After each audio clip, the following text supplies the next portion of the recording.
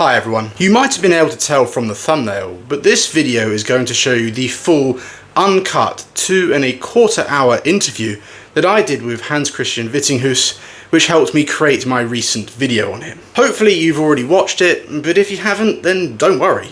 Just go watch it afterwards. Or maybe go watch it now, then come back to this video. Up to you. Just make sure that you watch it. If you have watched it, then this interview will give you far more information and far more insight that unfortunately had to make the cutting room floor when I made the video. And if you haven't, then I'm sure this interview will make you want to go and watch it to see how I turned it into a pretty amazing story. Now, I don't want this introduction to drag on any longer than it already has, but before we start, I do want to preface it with two things. One, this was the first time I've ever interviewed anyone, so bear with me on that. And two, we only had 2 hours scheduled, which isn't very long when you're trying to cover a badminton career that has spanned over 2 decades. So as a result, whilst I'd have loved to have dug deeper into a few of the stories, I simply didn't have time. Maybe that's good as a reason as any to have a follow-up? What do you think? Let me know in the comments. Anyway, enough from me, let's get into it. This is the full, unedited interview that I did with Hans-Kristian Vittinghus. There we go. Okay. Thanks for joining me, Hans-Kristian. We've got a lot to get through, so I think I'll just dive right in. How and when did you get into badminton? I mean, how old were you and how did it happen? Yeah, well, it actually happened a little bit by coincidence. When I was 3, part of the country to a city called Solrød in Sealand, the biggest island in Denmark. My parents were looking for something for the kids to do, and when I was 5, so when we had lived there for about a year or so, we got this flyer in the mailbox from the local badminton club that they had this Saturday morning badminton thing for kids. And my oldest sister, I have 2 older sisters, and the oldest one, she really wanted to go and try it, and because she said she wanted to go, my other sister said then she also wanted to go, and then my parents thought, yeah, why not send me as well, so they could get all the kids out of the house. So like, I don't come from a big badminton family or anything. We just started because of that. My parents never played or anything, but yeah, I never started when I was 5, and yeah, I guess if we had got a flyer from the tennis club or something else, it would have been maybe tennis I had played instead. So it's quite by coincidence that it's actually badminton. And how quickly was it before you realized that, or was it quick the coaches realized that you had like a talent for the sport, or was it something that it took a few years to notice? I mean, how were you, I guess, was it quite quick that you realized that you had a talent for the sport? I think it was rather quick. Like, obviously, I don't remember in details everything from back then, but I do know that like I played one tournament, 8 years old. The first tournament. Before that, I played some like team matches or like training matches that they set up with other clubs. But when I was played the first like real tournament, which was in the under 11 age category. We didn't play then. And they had 2 different levels. I played in the lower one, and there was this it was kind of a scout that was looking in those tournaments, and she saw me play and said, well, you're good enough to play in the highest level. So from that point on, I've only played at the highest level tournaments in all my junior years. So I guess already at that time it was pretty obvious that I did have some talent for the sport. And yeah, and it was also pretty obvious for me already back then that I enjoyed competing. So from that point on, I just basically played tournaments every single weekend if it was possible. So did you make it into I guess the Danish junior team from under 11, under 13, that kind of age Yeah, group? well, Did you get in quickly? Denmark we don't have junior national teams until under 15 actually. So they try to avoid doing it too early to not make the selections too early in Denmark. Because it's quite difficult to know who's gonna make it at the top level when you're a senior, when kids are only 10, 11 years old. But yeah, I've been on the national team ever since I became an under 15 player. And in under 13, we still have like these camps that camps that you will get selected to. They don't call it like a national team, but obviously it's for the players that are performing the best and has the most potential, judging from the coach's perspective. And yeah, ever since I was, I would say 11, 12 years old, I've been in the mix in terms of getting selected for camps and stuff like that. Yeah. And were you always the top player in your age group, or was there maybe at the start you were like a bit lower and you had to work your way up? Because I believe by the time you finished your juniors, you were the number one for Denmark by under I 19? was number one in Denmark when I finished as under 19, but it was a little bit up and down throughout my junior years. And under 11, I was by far the best. And in under 13, I was like one of the 2, 3 best. We were a couple of guys that were winning. We could beat each other. But I didn't win the nationals actually. I think I came third in under 13. Then I had really like a down period in under 15, and like I still was part of the national team, so I was like I would say top 8, but medal actually in singles at the nationals, only in mixed the first year in under 15. Okay. Yeah, and then I kind of got back on track in under 17, and under 17, under 19 were like the best years in my junior career. So I would say those 2 years and under 15 was like the ones where I was struggling the most. But yeah, obviously struggling is maybe a hard word to put on it when Yeah. I was still top 8. But in terms of the fact that I came from being one of the best, I had a bit of a couple of down years in under 15. So what kind of have you got any notable results from your junior days that kind of really stick out? Obviously, the more like either European Championships, Six Nations, Mm. um, Langenfeld, those kind of tournaments. How did you get on at those ones? They were kind of the top Yeah, junior Yeah, I ones. Did actually, you? yeah, I actually never really managed to win any of the international tournaments. Like I often made like semifinals and finals and stuff like that, but for some reason I never managed to actually win them. In the under 19 European Championships, I lost a semifinal to a German guy, Dieter Domke, which Mhm. some of your viewers might remember, but yeah, probably not all of them anymore. Funny story from that is that after the first game, I realized that I had put my shorts on the wrong way around. So like the front was in the back and the opposite. And I was too embarrassed to change them, so I finished the match with my shorts on the wrong way and lost the match. So yeah, You not blame it not on that then? Is that why you lost? yeah. Of course, of course. It's always good to have a good excuse, right, for losing. Yeah. But I probably wouldn't have won anyway. We had Raj Yusuf, who you obviously know, who was the best actually at that time. Yeah. But I yeah, actually, I was always like semifinals and finals. So like if I would have to mention like one thing that stood out was under 17, where I won both the nationals in singles and men's doubles. in men's doubles. So you Yeah. were kind of doing equal. Is it fair to say you're doing equally well at singles and doubles at the time? I mean, a lot of junior players do play, two or three of the disciplines. So were you doing Yeah, equally as well, or was singles the? a single was always the main priority for me. I've always enjoyed it more. I think it's more fun to play singles, which is the main reason why I chose it, because I did actually enjoy the same success in doubles. In under 13, I won the nationals in mixed, only came third in singles, so and made the final in men's doubles as well. So I even at some periods had more success in doubles. In under 15, my 2 down years, I got a medal in mixed doubles again at the nationals and no medals in singles. So to be fair, you could actually say I've maybe had a little bit more success in doubles in my early junior days. But it was always clear for myself that singles was the category I enjoyed the most. So obviously that was also the category that I was gonna try and make a breakthrough in. And Yeah. yeah, I guess really at under 17, it was pretty clear that that would also bear fruit for me, and I started winning a lot more at that time when I became around 16 years old. So what age was it during under 17 between that and under 19 where you know you were going to take this on as a career, or was there still a little bit of like, I'm not sure whether I really want to do this? Yeah, I think the very moment actually where I decided that I want to go like full out and try and become a professional player was when I finished elementary school. which must be at age 15.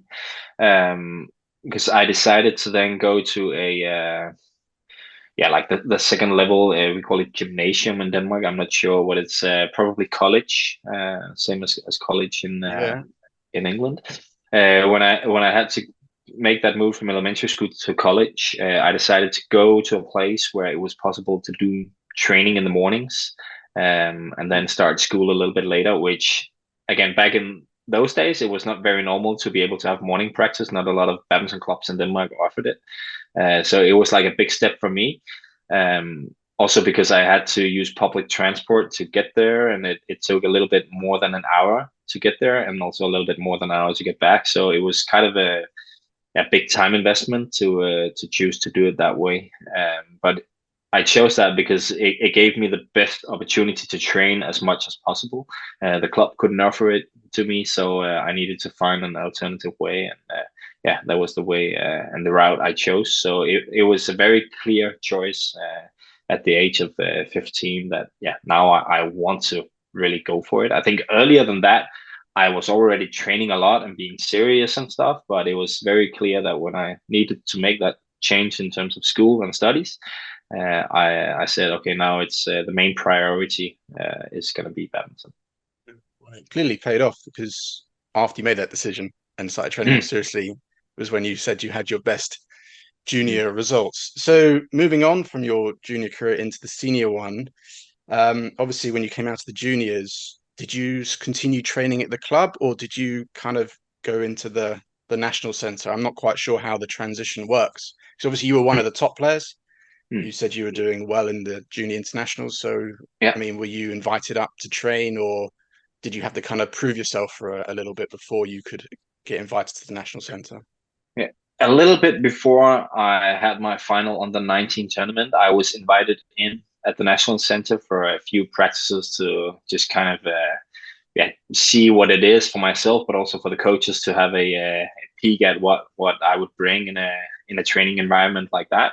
And I guess I did pretty okay, because as soon as I finished under 19, they then said that, okay, now you can start training in the National Center. But it was a little bit different back then than it is now.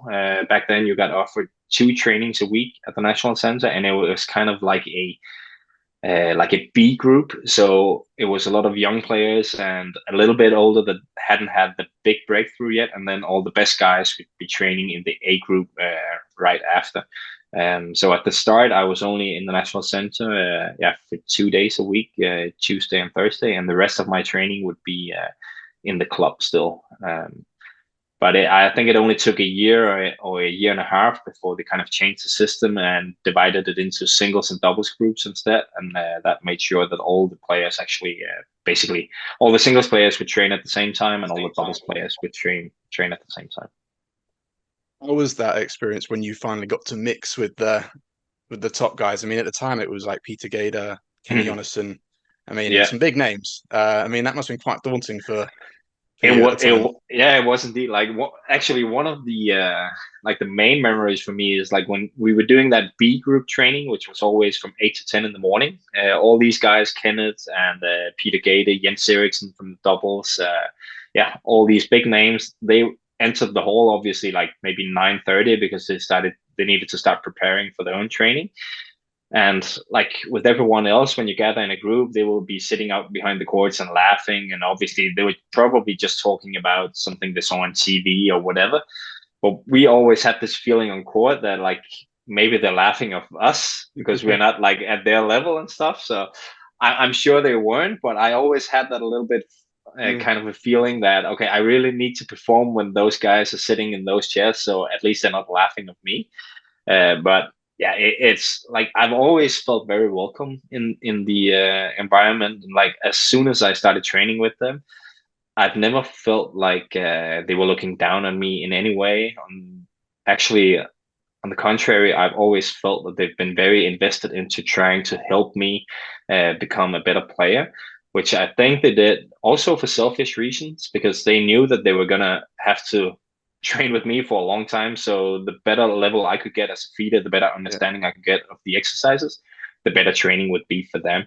And it was also like a kind of fluid adjustment in terms of like sometimes I would do those trainings from 8 to 10, and then if they needed one extra player at 10 o'clock to like kind of even out the numbers, they would ask one of the young guys to carry on for another hour or something like that. And yeah, when you're 18, 19, 20 years old, it's not a problem in terms of Yeah. like your physique.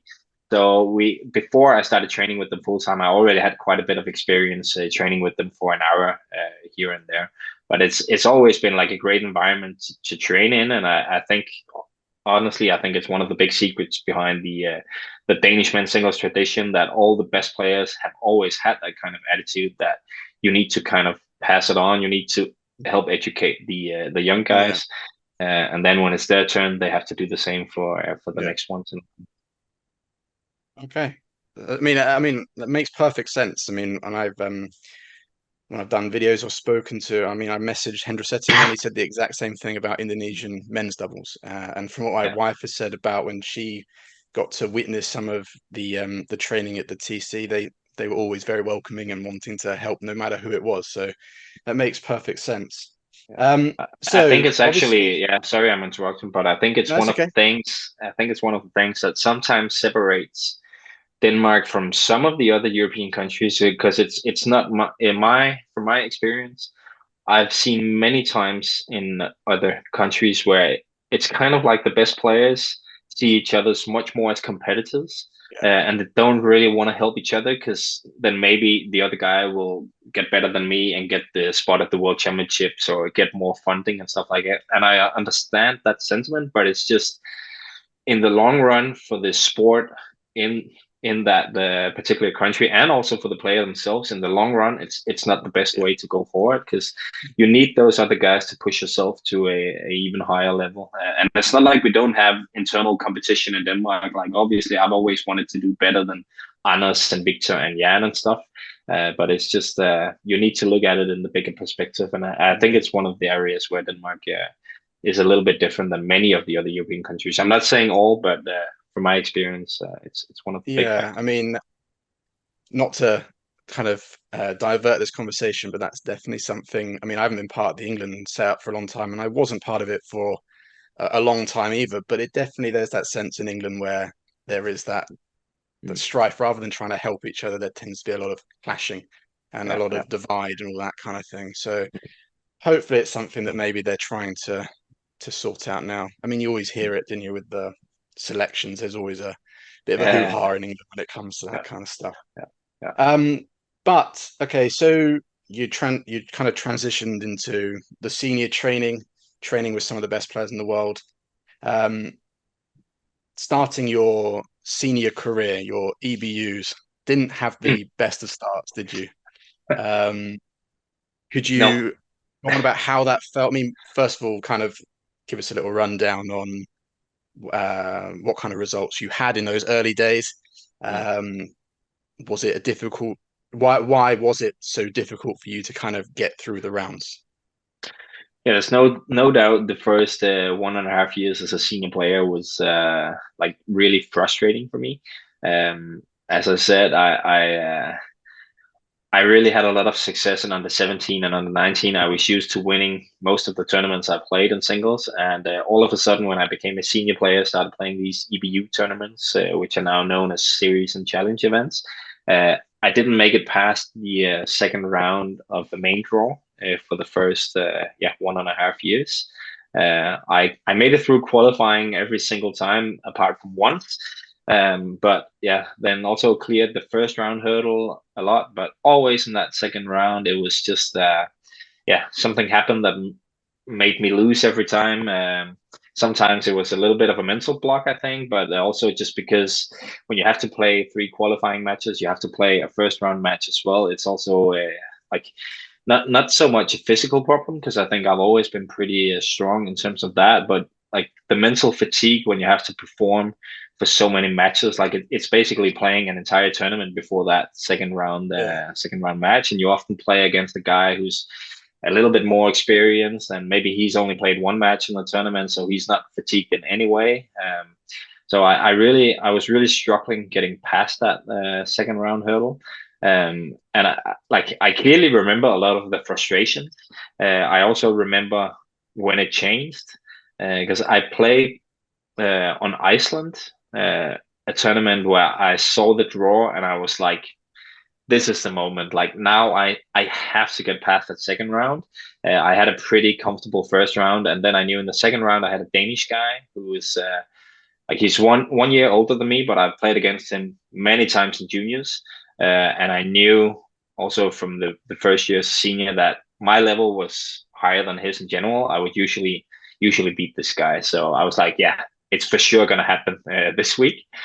And then I played this guy, and of course I lost once again. Like I couldn't get my game going at all. I was way too tense, and yeah, I really still remember the feeling after that match. Like I was kind of like, yeah, maybe I should just quit. Like I'm never gonna get past that second round.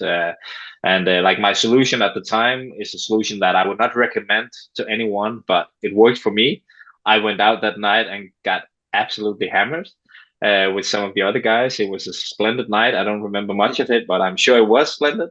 And then the next week, the very next week, actually, I won a weekend international. So, like, I'm not saying that week out is like was the entire solution, but I think it says quite a bit about that. It was a mental thing, mostly for me, and I put so much pressure on myself, and I kind of just let it go after that the tournament in Iceland and said, yeah, don't worry about it. Just go out, have fun, do your best, and then we'll see what happens. And already, yeah, the following week, I got the breakthrough. Yeah. I mean, was part of that pressure because now you were training alongside? I mean, at the time, maybe you weren't kiting. Was it still the time when there was the A and the B group, like you mentioned earlier? But you're still kind of in the center where the top players are. Is that kind of like plus your own expectations? You're kind of like, Mm, now I'm training at the national center. Denmark's one of the strongest teams. Is the mm. strongest team in Europe. Sorry, I should be doing so much better than I am. That kind of is that. Would you? Is that fair to say that might have been causing that mental block? In some ways, yeah, I think the biggest um, the biggest thing that actually applied that pressure was the presence of Jan Jørgensen. Because like I'm born '86, he's born '87, so we were competing every second year in juniors. And in under 19, my final year in under 19, I was always beating Jan. I had never lost to him. And in the very final tournament before I became a senior, the Grand Prix finals and under 19, I finally lost to him. And it was kind of like something happened to him there. And for the next year and a half, like his progression was just like that, where I was maybe a little bit more just like slowly moving up. And obviously, we had a lot of great men's singles players at the time, so there was a lot of like fierce competition for being like the next guy. Maybe there weren't really space for two or three guys in the national team because there weren't that many available spots. So I think like Jan's rise actually put a lot of pressure on me because I kind of felt like I need to perform fast to keep him below me and make sure that the coaches would select me instead of Jan. So I think he was actually one of the main reasons why I kind of felt that pressure, and that's the negative part of the fierce competition, but it's also part of the reason why he then pushed me actually to go a level up because we were competing against each other all the way. I know I can remember because me and Jan are the same age. We're almost Mm, pretty much exactly the same age. And I just remember the last year under 19, he was so far above everyone else in our age group. I mean, yeah, it was quite frightening. You watched him, it looked like you're watching a seasoned professional senior player. And yeah, to us, the level was quite distinct. yeah. Just before we move on from that Norwegian international, obviously it was your first big title, so that's obviously quite something that sticks in your mind. But it's also who you beat in the final. Mm. So you beat Roslin Hashim, who was obviously towards the end of his career, but he was a former world number one. I mean, I know you said the result kind of came out of nowhere, but um, what was that like to play against him and to beat him? I mean, it must be quite a big memory for you, I Yeah, think. it was amazing. It was amazing. There's only one thing I really remember from the final, actually, and that's that I broke all the strings in all of my rackets. So I had to borrow a racket from a women's singles player called Anne Marie Pedersen. So I actually finished off the match playing with a different racket than my own. But I had brought 6 rackets for the tournament. Broke 1 string on the first 2 days, and then for the final, I broke 5 in the final. So that was pretty crazy. I think it's the only time it happened in my career. But what I do remember after the match is the feeling I had on the flight on the way back home to Denmark. Like I just had this amazing feeling of satisfaction that I hadn't felt for 1.5 years. Um, like it's even now I can kind of feel the same again. Like I remember it so clearly. So obviously it meant a lot to me. And I don't think it was just because I won the tournament. I think it played a big part that it was actually Ruslin I beat in that final. He had a huge name in Denmark because at the time he was playing in the Danish Badminton League for a club called Vendsyssel, which is also the reason why he actually played Norway. It was a very short trip for him. He was still, I think, ranked 18 in the world at the time. So it didn't make a lot of sense in terms of ranking points, but he just wanted to get some matches. And obviously, he was a huge favorite to win. It would be like a world number 18 playing an international series today. So obviously, he would be the huge favorite. And I think for me, it showed that, okay, I still have the potential that I was dreaming of having. I've always dreamed of winning all the biggest titles, the Worlds, the Olympics, All England, and so on. And I think at that time, it just proved to me that, okay, that potential is still there. If I can, at this very moment, beat a guy who's top 20 in the world, then I also believe that I could develop, of course, even more and get even better results. Yeah. I mean, obviously, it's clear that after that tournament that you gained a lot of confidence because you started to get quite successful, get through the latter rounds and win a number of those EBUs.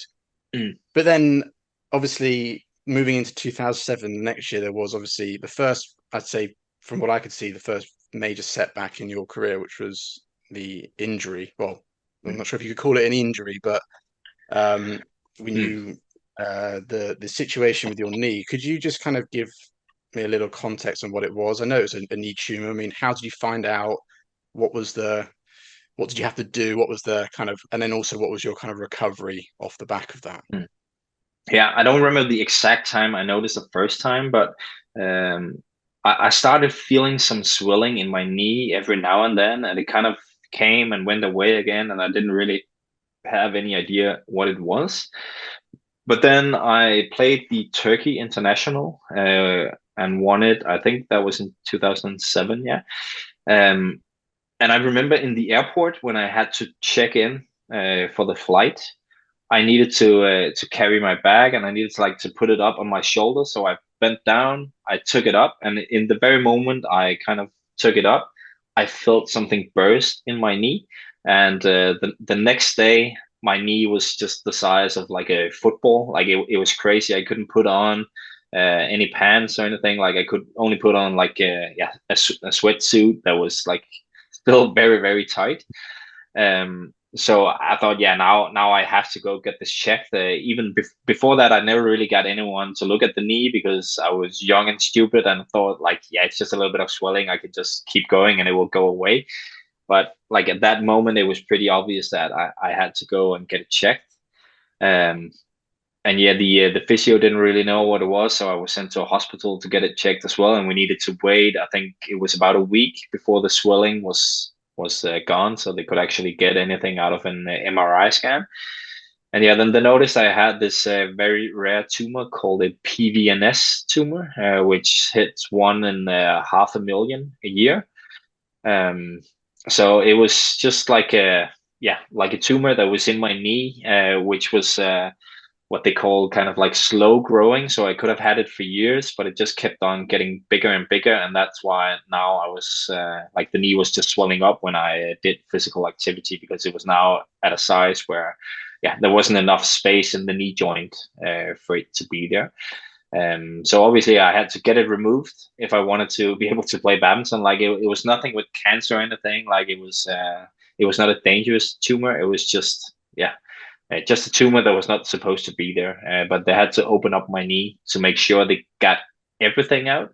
Because if just like a small piece was left, then it would just start growing again, and then they would have to go in again. What was your, I mean, what were your thoughts at the time? Did you always like, I'm coming back from this. This isn't going to stop me, kind of thing. There was no kind of doubts or anything in your mind, was there?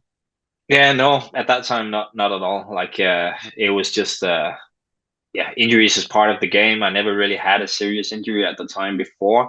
And again, at first, I would say I was actually just happy it wasn't cancer or anything. Because like when you hear the word tumor, I think that's Yeah, what most people think, that okay, maybe this can be yeah, something very serious. But like in realistically, it wasn't serious in any way. It was just annoying that it was there. If I was not like a full-time badminton player, then I wouldn't even have noticed at the time, maybe. So yeah, I was just, yeah, we just need to get rid of it. I'll get back into training, and then I'll be back on track. And I don't think I took it as seriously as I would have if I had if it had happened like 5 years later, where I had a little bit more of knowledge in terms of what like opening up a knee also means to like to the rehab phase and everything. yeah. So like it was at the time I was just young and thought, yeah, I'll get back quickly. So obviously you did come back. I mean, but what was when you did finally make it back to the court? I believe. I mean, how long were you away from competition for? If I remember correctly, I think I got the operation or surgery done in November 2007, and I think I competed again already in February, and maybe end of February. I played the German Open and Austria Open as two of the first events. So it was like three and a half months from the surgery to me actually competing again. But it was also very clear that I rushed it way too much. I didn't really have any respect for the fact that you can be without pain for quite some time before you actually get back to the level where you're strong enough to compete at the yeah, at the highest level. So I also performed pretty poorly in the tournaments after I came back. But I was just, again, I was very young and I was very eager to get on court. So I was just yeah, pushing really hard. Also because I wanted to play the European Championships in 2008. So I knew I had to get back on court as fast as possible to kind of prove to the coaches that I was ready, and yeah, they could pick me for that. So yeah, for a couple of reasons, I rushed it a little bit too much, and I think I should have waited at least another month actually before getting back on court. Obviously, you yeah, like you said, struggled with the first tournaments back. Mm, But then later in the year at the Dutch International, I believe that's your first win after the surgery and your comeback. I mean, mm. how positive were you going into that tournament after the back off the back of, what you say, a run of first round losses and not able to win a match? Did you feel right? I feel this tournament I'm ready to play, or were you still a little bit, I'm not quite sure how this is going to go? Yeah, I would actually say I wasn't feeling too comfortable going into that tournament. Also because I was struggling with some other pain in my knee. I have this thing on my patella. We call it like a jumper's knee in Denmark, which I've been struggling with for most of my career, and that was giving me a little bit of pain at that time. And I blame it on the fact again that I came back too early. I came back before my leg and my entire knee joint was actually strong enough for it. So I didn't really go into that tournament feeling 100% fit. Um, but I just remember that like I was a little bit lucky in one of the matches against another Danish guy. I think it was in the quarterfinal, perhaps a semifinal, a guy called Emil Witt. And it was kind of like after that, I got like the confidence, and then in the final, I played a Chinese guy, Wu Yuyong, who at the time was a brilliant player, but at that time I was pretty good at like rising to the occasion when I made those finals. Like I think I've only ever lost one final at the EBU level in something like 11 finals, something like that. And yeah, the same thing happened there at Dutch. Like when I had to play this guy who was by far the best player I played that entire week, I just kind of raised my level. Um, but it was only possible because I also ate a lot of painkillers. I put a lot of pain killing cream on my knee as well. So I wasn't really feeling good actually in terms of my physique at that time. But yeah, somehow I found a way to win anyway.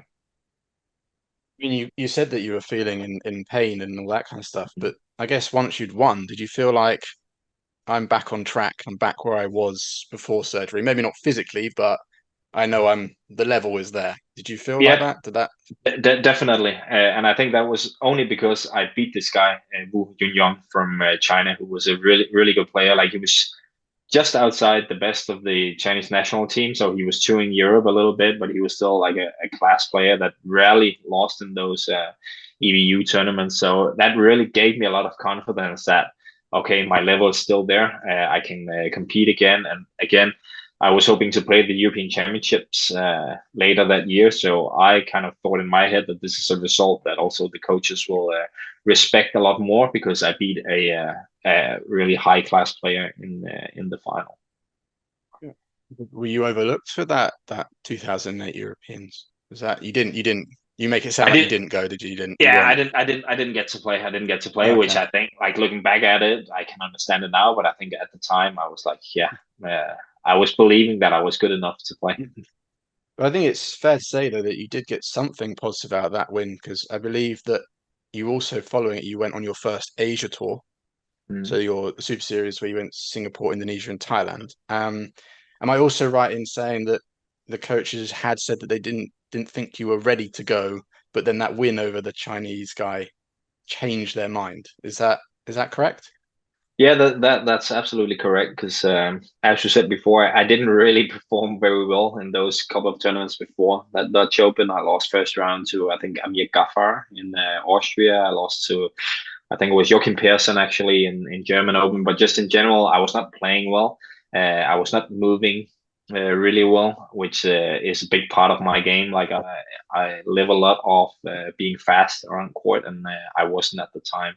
So a little bit early in the year, we were talking about postponing it, maybe doing it in the autumn instead, or maybe even doing it in '09 instead. But again, I think had I won Dutch without beating anyone like really good, I don't think it would have changed anything for the coaches. But that win against the Chinese player really did change it because he was good enough to actually play Super Series events.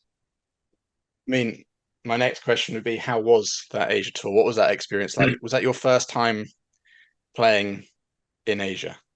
Yeah, it was a huge experience. I would also say amazing, but it was not all positive. I remember playing in Singapore, and it was like the craziest thing I've ever tried because the drift was just unbelievable. Like I've had only played in small halls, like all the European EBU tournaments at that time were being played in very small arenas, like big arenas like they do today. So I had never experienced what real drift was like. And I still remember Lars Ure, who was the head coach in Denmark at the time, had told me, "Yeah, you have drift."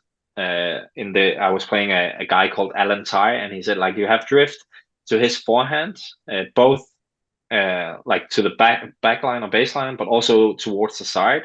So be a little bit careful when you play his forehand. And then the first time when he hits a smash in my forehand side, I try to like make a long defense into his forehand corner, and it just sails like 2-3 meters wide of the court. And I'm like, yeah, okay, maybe I should have listened to the coach. He maybe knows a little bit more about it than I do. So I think I adjusted pretty well after that, but I clearly remember that I found it like really tricky, and it was something I had never tried before.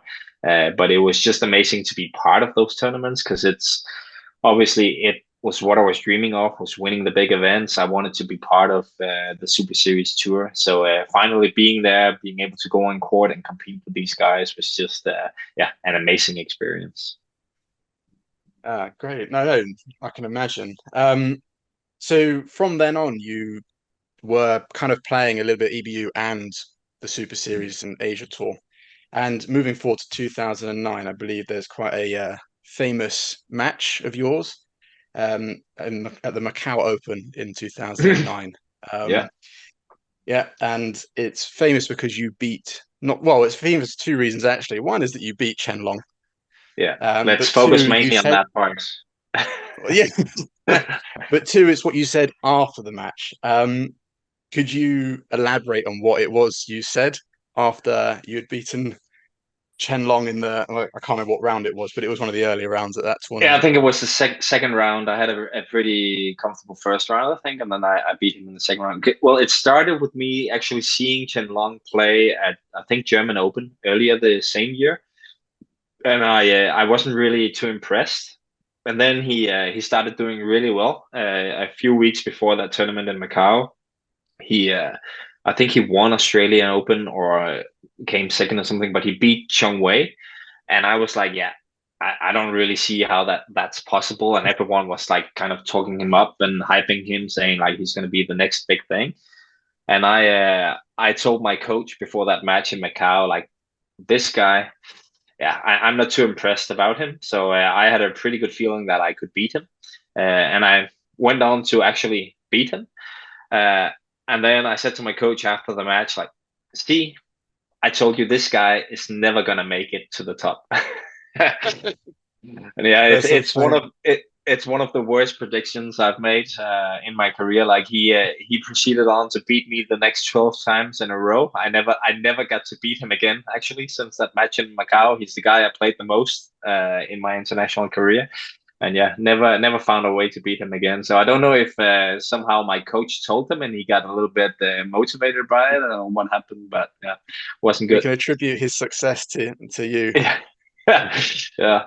But it's Um, fun because I always felt like when I played him, like I really enjoyed playing him.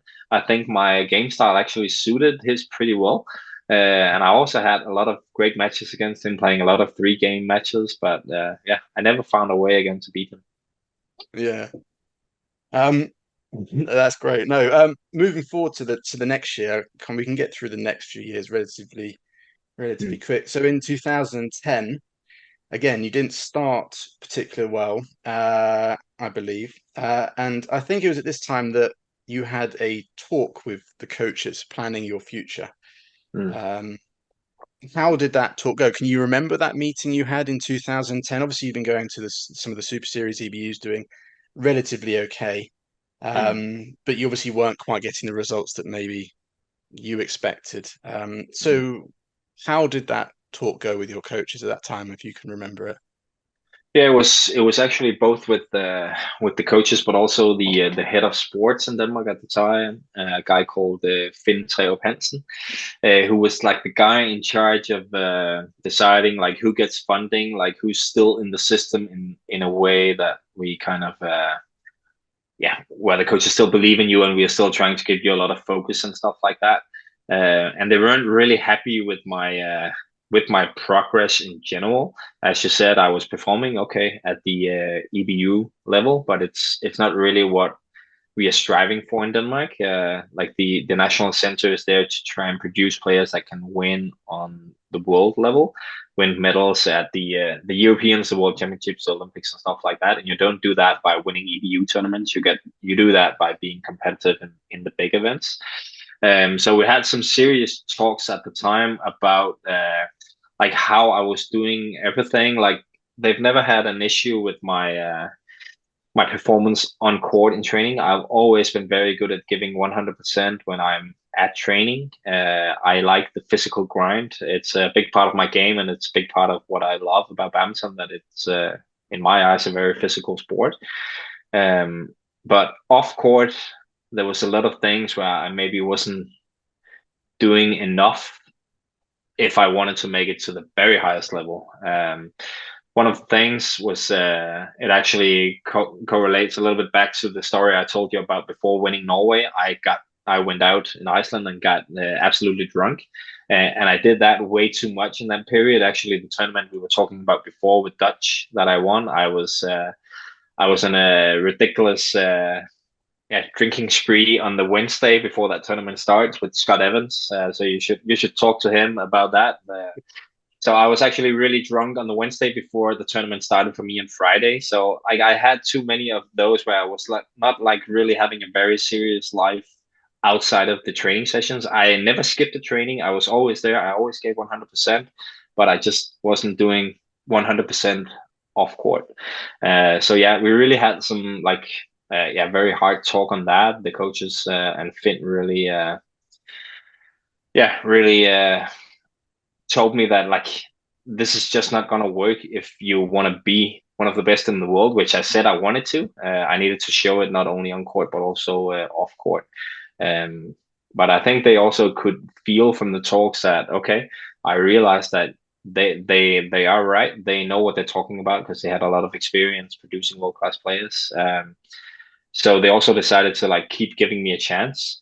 Um, and even though I haven't reached the goals that we had set 1 year before in terms of my progress, in terms of ranking and my game and stuff, but Finn decided to say, okay, even though on paper maybe I should say you're out of the system, I'll give you another 6 months, which I'm very grateful that he did.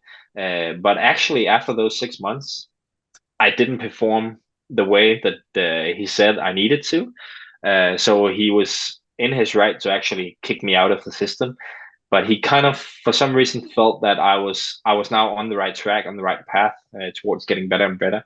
And then it took another 6 months before I made the quarterfinal in 2011 at the World Championships, and that was my like major breakthrough. So I actually owe a big part of my career to Finn because he decided to give me that extra chance because he felt like I was genuine in my wish to do better and perform better, and he felt I got on the right track after that meeting in 2010. I mean, Yeah, you mentioned yeah. I know it was a long answer, but I hope it made sense. No, but it leads nicely on to the next bit because I wanted to get onto that World Championship, well, 2011 in general, because the way I see it, it's kind of was like your mini breakthrough year. And now you just It said was. that it was you had that sit down. You need to be more serious. You can't go out partying. You can't like kind of try and train hard and party hard. It doesn't gel, especially if you want to be the best at the top level. But in 2011, like you said, you got to the world quarterfinal. I mean, that must have come somewhat out of nowhere. I mean, could you run me quickly through that Yeah, week and the emotions you felt and, any memorable moments from that week, I guess would be what I want to yeah, see, yeah. really. It did in some ways come out of nowhere, but at the time I was, I think, 26 in the world, so I didn't qualify because of two spots. I needed to be top 24. But because Jan Jorgensen got injured with his hamstring, the federation decided to withdraw him because they knew I was first in the reserves list. So I got in only because Jan actually got injured. So that was like a little bit of luck for me there. But obviously being ranked 26 at the time or 28, something like that, I was still at a high level. But just hadn't got a breakthrough at the big tournaments. It was mainly because I was successful at the lower level tournaments. I had got that rank. But yeah, I remember the week clearly. I had my parents there, so it was a huge week for me. It was in Wembley Arena the year before the Olympics. I played Hu Yun from Hong Kong in the first round, who was seeded 16 at the event, and just I played amazing from the start, which really came as a surprise because the day before we had the final training in the main arena. I was on court with Gade, and obviously he was at the later stage of his career, but obviously he was still a world class player. I think he was ranked 4 or 5 in the world. He won a bronze at that World Championships, and we played at the end of the training. We played one game, and I lost 21-3 to Gator. And I clearly remember because like after the match, I was like talking to the coach and saying like I have no idea what's going on. Like, how am I ever gonna like perform well here?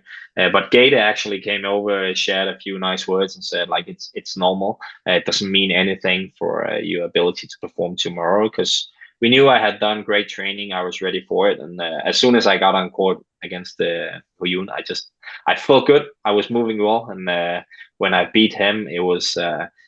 For me, it kind of like it felt like a breakthrough already at that point because I beat a seeded player at the World Championship. So to me, I proved that okay, I actually belong at this level and I can do some damage. You definitely showed that because wasn't it the next tournament you went to China Masters, and you got to the quarterfinal. And then I think after that you won the Bitburger Open. So you'd been in the Mm, final the year before and you won yeah, that yeah, Bitburger. Was that the biggest win of your career at that point? yeah, Bitburg, yeah, yeah, for sure, for sure. And again, it also was due partly due to the fact that I beat Wang Qingming in the final. So it was like world-class player that I beat, that made it like a huge win for me. It wasn't like the draw was just easy or anything. Like I had to play some really high quality players, and lost to Chen Long in the final the year before, so it was kind of like kind of nice to also get that Yeah, Chinese revenge in the final the following year. But there's no doubt yeah. those good performances came because I had that breakthrough at the World Championships where I did make the quarterfinal and played well all the way through. And talking of good performances, moving ahead to the next year, the All England.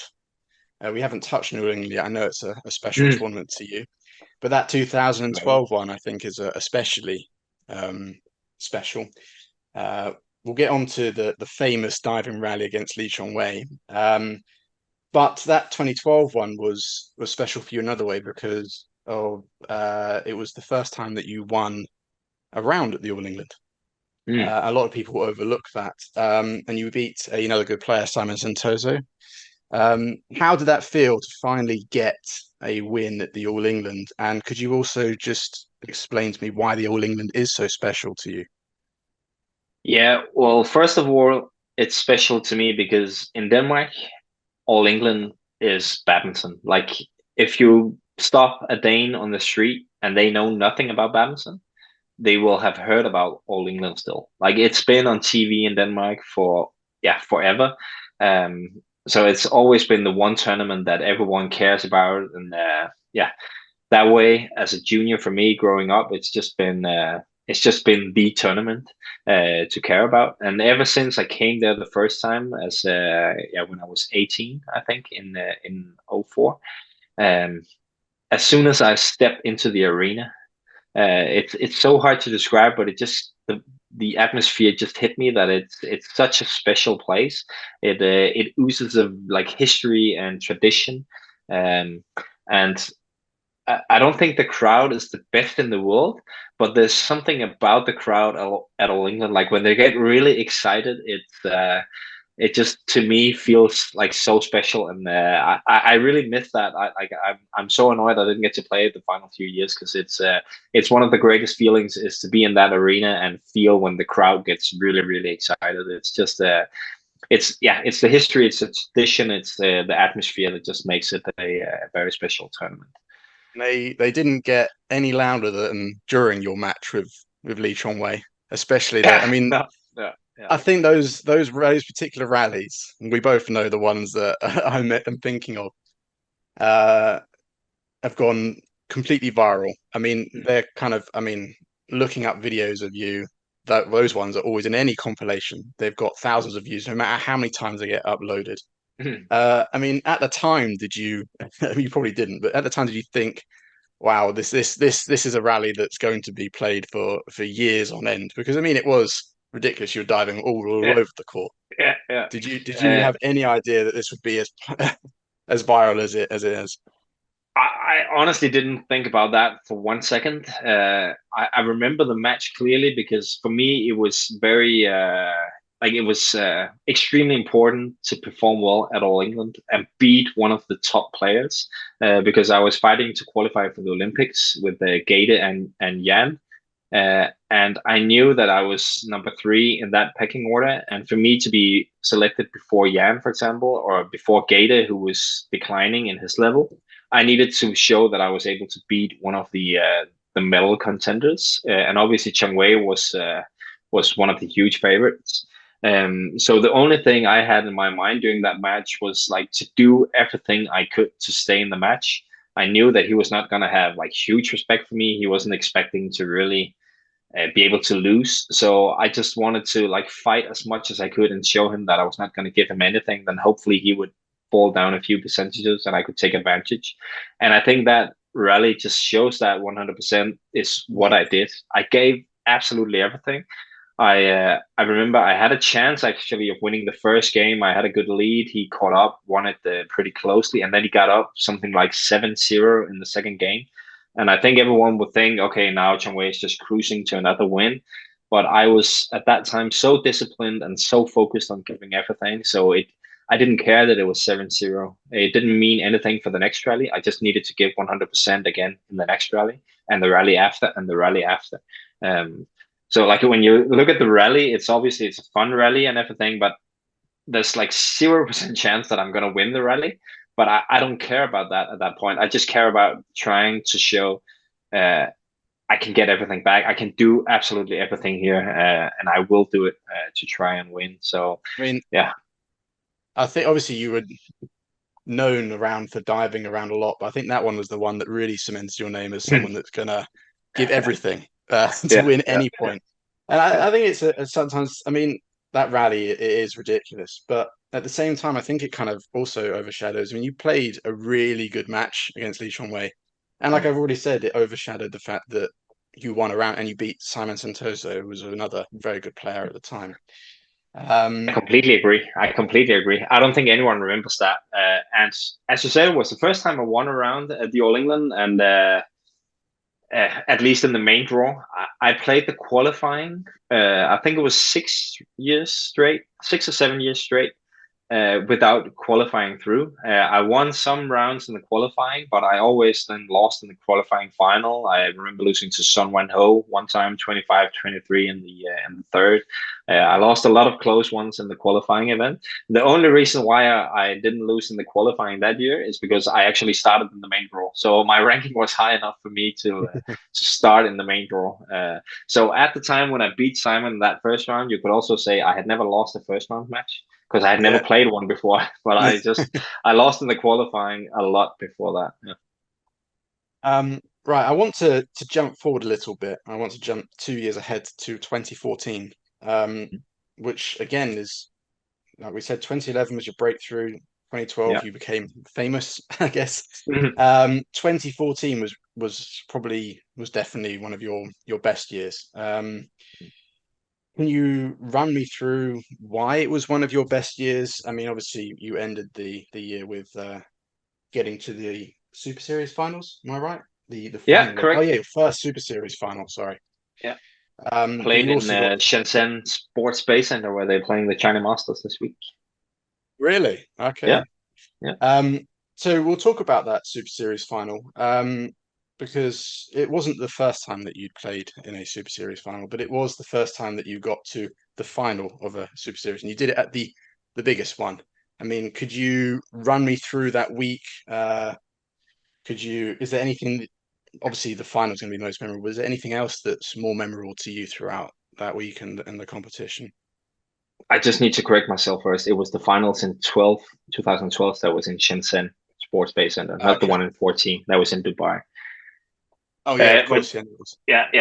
yeah. But yeah, that week in Dubai was for sure yeah, very special for me. As you say, it was one of the best years of my career. I think it's only 2016 that can top what I did in 2014, and I think the main thing in 2014 that I was never really able to uh, recreate or reproduce, even also in my best year in 16, was the consistency. I didn't lose a lot of first rounds. Like always, almost all the tournaments I played, I was competitive from the start. I made a lot of quarterfinals at the at the Super Series level. So just my general consistency that year was much higher than it had been any other year. All the other years I showed in flashes that I'm going to be competitive, but here it was in most of the tournaments I played. And the week in Dubai was just more of the same. I got, for me, the worst possible draw in the group stage. I had to play Chen Long, Kenichi Tako, and Seong Wan Ho from Korea. Which for me was the worst thing possible because it was players that I don't remember exactly, but I think my head to head was something like 1-15. I had never beaten Tago, I had never beaten Seong Wan Ho, and I had only beaten Chen Long in that match we spoke about in Macau 5 years earlier. So like on paper, it was just a nightmare being drawn against those three guys. I started off the group stage by losing to Chen Long in 3 games, won the first game against him, which was honestly my goal in that match was to kind of blitz him from the start to get off to a good start because I know in that kind of group stage format it can be very important if you do lose to the best player in the group that you win a game. And I think that kind of set the tone for my performance at the yeah, at the Super Series finals that year, that I really showed that I could compete with him. That gave me the confidence to think that, okay, maybe I can also do it with Taco and Sean Wan Ho. And yeah, went on to beat them. I beat Sean, and then he actually pulled out after that. So that meant my victory didn't really have any value, because I still had to beat Kenichi Taco in the final one to make it through, which I then did. So it was a brilliant week. Moved on to play Jan in the semifinal, and Jan, as I said, I always beat him in juniors until the very final match in junior years, and then from that point on, which was back in 2005, I never beat him as a senior until we played that semifinal in 2014. So for 9 years, I had never beaten Jan. I had lost league matches in Denmark, some international tournaments, and like I just couldn't beat him. But I did in Dubai. So it was just again very clear that I had taken my game to a different level that I haven't been performing at in the previous 9 years of my senior career. Yeah, no, I mean it was a fantastic week, and but how was the final when you played? You played Chen Long Hmm. again in the final. Um, Yep. what was that experience like? Because it was your first Super Series final, and you did it at the end of year finals, which is arguably it should be one of the biggest tournaments. Maybe you could argue for the All England or something, but it is definitely up there. I mean, what did it feel like to walk out in your first ever Super Series final? Yeah, just unbelievable, unbelievable. And again, I was actually quite happy I had to play Chen Long, because even though I had that bad head-to-head record against him, as I said, I always had the feeling that I could play with him. Like we would always engage into good matches, and I had just shown in the group stage that I could actually give him some trouble. So I went into the match believing I had a chance of winning, and I also think I actually played really well in that final. I think it was close all the way up to 16 all in that first game. Then I lost that 16 or 17, something like that. And again in the second game, it was 10 all. And then I lost 21-10. So like he pushed away at that point. But until that point, I actually felt like I was competitive with him. I felt like I was playing my best badminton. And that's one thing I always felt like Chen Long got out of me, like my best badminton. So I would say, even though I lost, I really enjoyed that final. I think it was an amazing badminton. I think I did really well. And yeah, sometimes you just have to acknowledge that you're playing against someone who's better than yourself. I didn't acknowledge that in 2009 against him, but at that time it was pretty clear that yeah, he was just a better badminton player. I think everything that I did well, I kind of felt like he just did a little bit better. Okay. So that 2014, like you said, your most consistent year. You also Mm. said that at the Super Series finals you beat Jan, who you hadn't beaten in your senior career. Moving into 2015, you must have been riding high on confidence, and obviously Olympic qualifying was going to be starting in early 2015. Did you feel with the consistent year you had, first final, beating Jan again, that okay, wasn't able to qualify in the last Olympics, but this one, I'm definitely got a very good chance this time. Did you feel at the time before qualifying happened that you were confident that okay, I could make it this time? Mm, I was confident I could make top 16 again, which I also did in 2012, which would make me eligible to be picked by the national team coaches. But I wouldn't say that I felt very comfortable for sure was going to be me, because at that time at the end of 2014 and start of 2015, Victor was already starting to emerge onto the scene. I lost to him in the Dutch Open, where he was still 16 years old. So like obviously we all knew that he was going to be playing a factor as well. It was just a matter of like how quickly would his development go. Um, so I saw it as a three-man race between me, Jan, and Victor. It's no doubt that the season I had in 14 boosted my confidence in terms of I thought it was possible for me, but I never had the feeling that this one is for me to take. It was also up to the other guys. But as I said, I was very confident when the year started that I had a very good chance of making top 16, which was like the first thing you had to clear to be able to go. If the country had to send two, you would have to be in top 16. You said the first half you were confident. Is that to Yeah, say that as the year went on, that confidence or things happened that kind of changed that quite dramatically? Could you elaborate yeah, on that a yeah, little bit? yeah. I started getting pain in my heel. After the final of US Open in during the I think it was during the summer of 2015. I didn't have the best start to the year in terms of just performance. Nothing was really wrong. I was just not performing at the same level as I did in 14. But I then came to US Open in the summer and just played amazing. I beat Cho Chin Chen. I beat Winky Wong from Hong Kong, who was also a top player at the time. I think I even beat Nishimoto as well, but he was very young at that time. So like I had a really strong tournament. Played well against Cheng Wei in the final, and I clearly remember after that final, which is another final I lost, but where I was again feeling quite good because I think I played again amazing. He just played better, so it's for me that's never really been a shame, or it's never really been hard accepting to lose when I felt like I performed well myself. I can acknowledge when yeah, my opponent is just better. So I was feeling very positive after that final. That okay, I'm back on track. I'm gonna show my real level, and I will be competing for that spot at the Olympics. But that feeling lasted for 45 minutes, I guess, maybe an hour, because I decided after the final that okay, I'll just walk back to the hotel. It wasn't a long walk; it was maybe like 15-20 minute walk, and I enjoy walking, so it's not an issue or anything. But on that walk back to the hotel, all of a sudden, I just felt this extremely sharp pain in my right heel, just out of nowhere. Just in one step, I just felt it like I got a knife in my heel. And from that point on, I was struggling so much with heel pains for the rest of the year, and it was basically ruining the last 6 months of 2015 for me.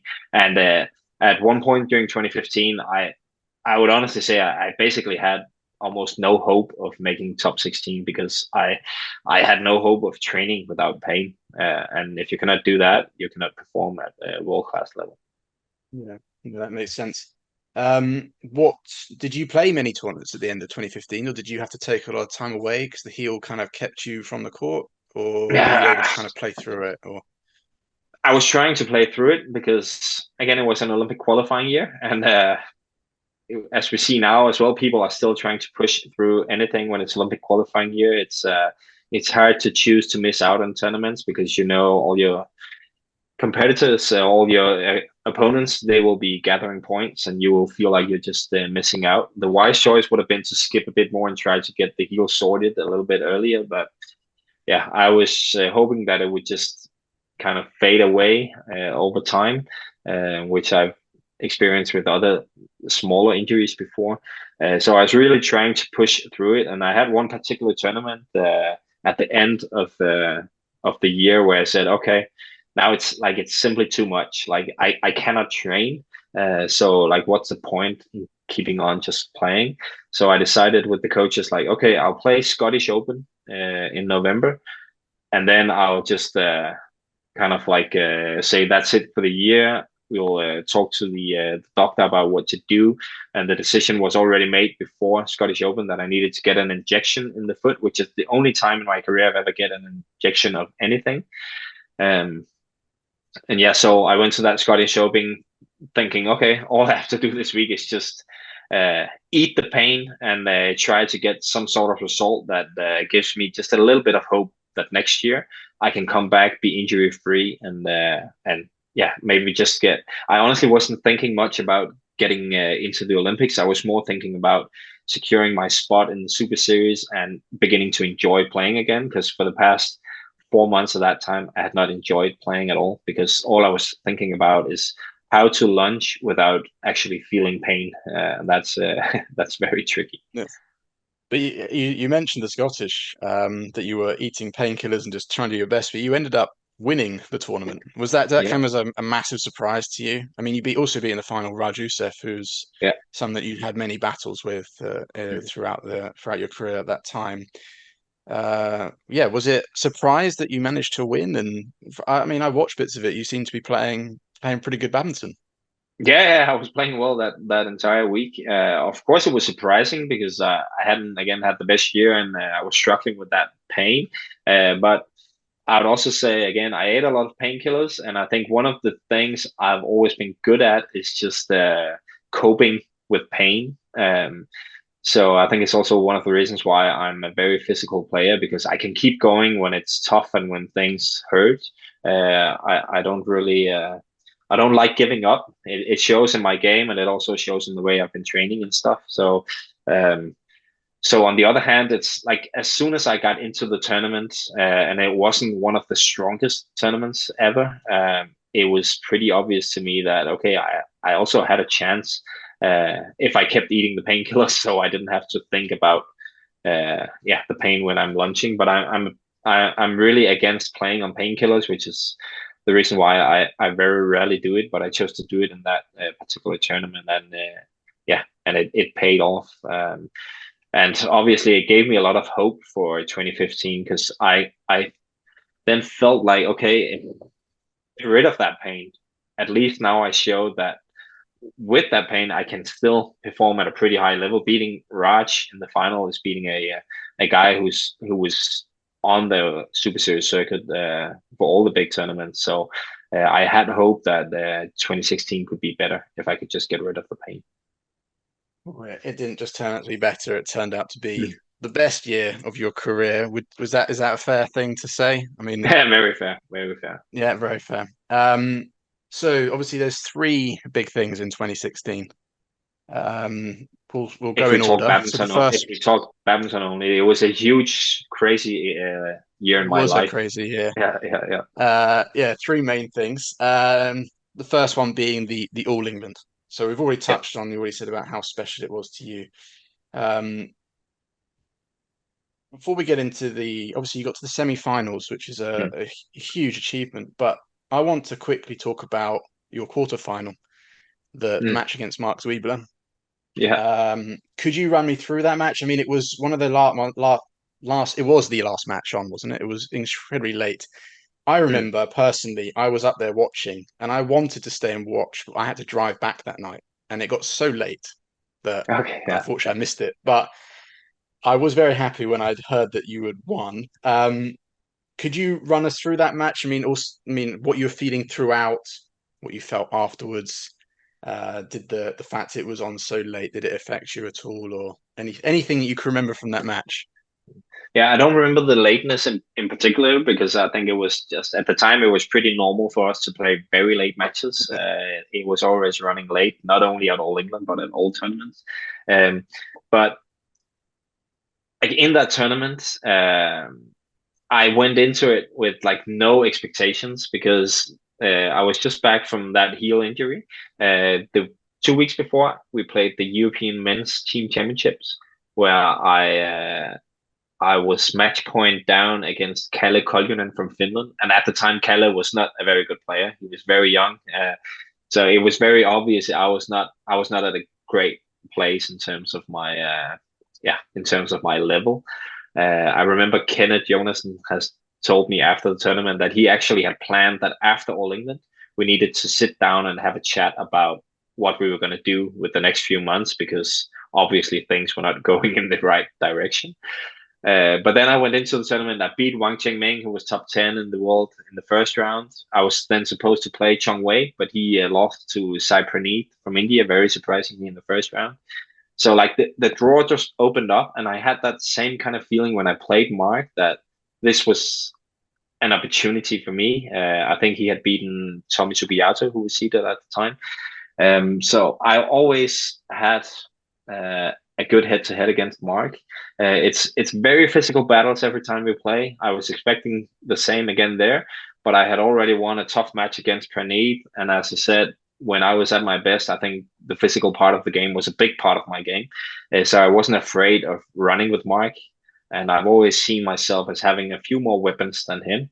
And it was that feeling I also had during the entire match, that like he had to work a little bit more for the points. I could score my own points, but he's such a tough competitor, Mike.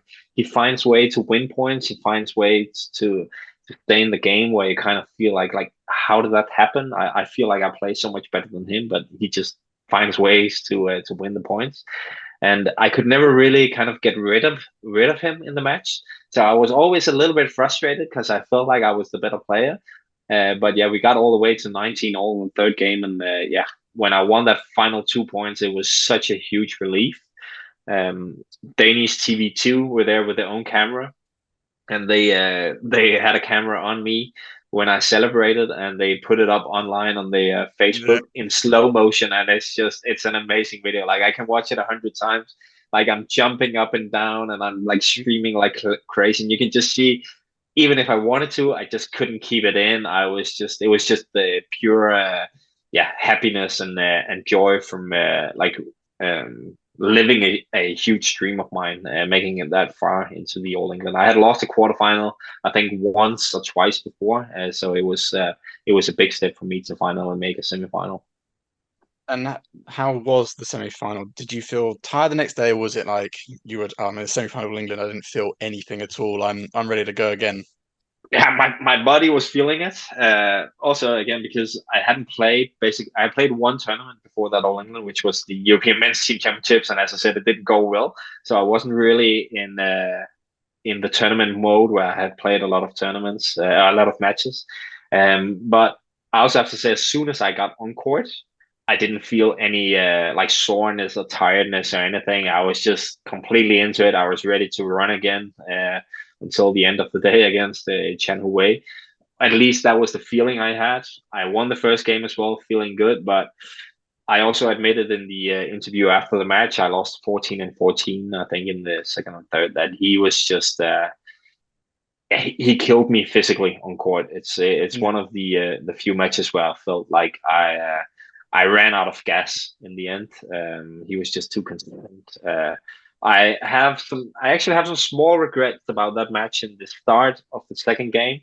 I think I kind of, could you say, like, call it like bend it off a little bit too early, like a little bit too early, where I started going for winners too soon instead of showing him that I wasn't tired. I was tired, but I should have showed him that I wasn't, Yeah. just to make sure that he didn't feel too comfortable just rallying with me at a high pace. But I showed him some signals of weakness in the early parts of the second game, and I think that was what actually gave the match away. Because to this day, I still think I would have had a chance if I had tried to play the poker face a little bit more at the start of the second.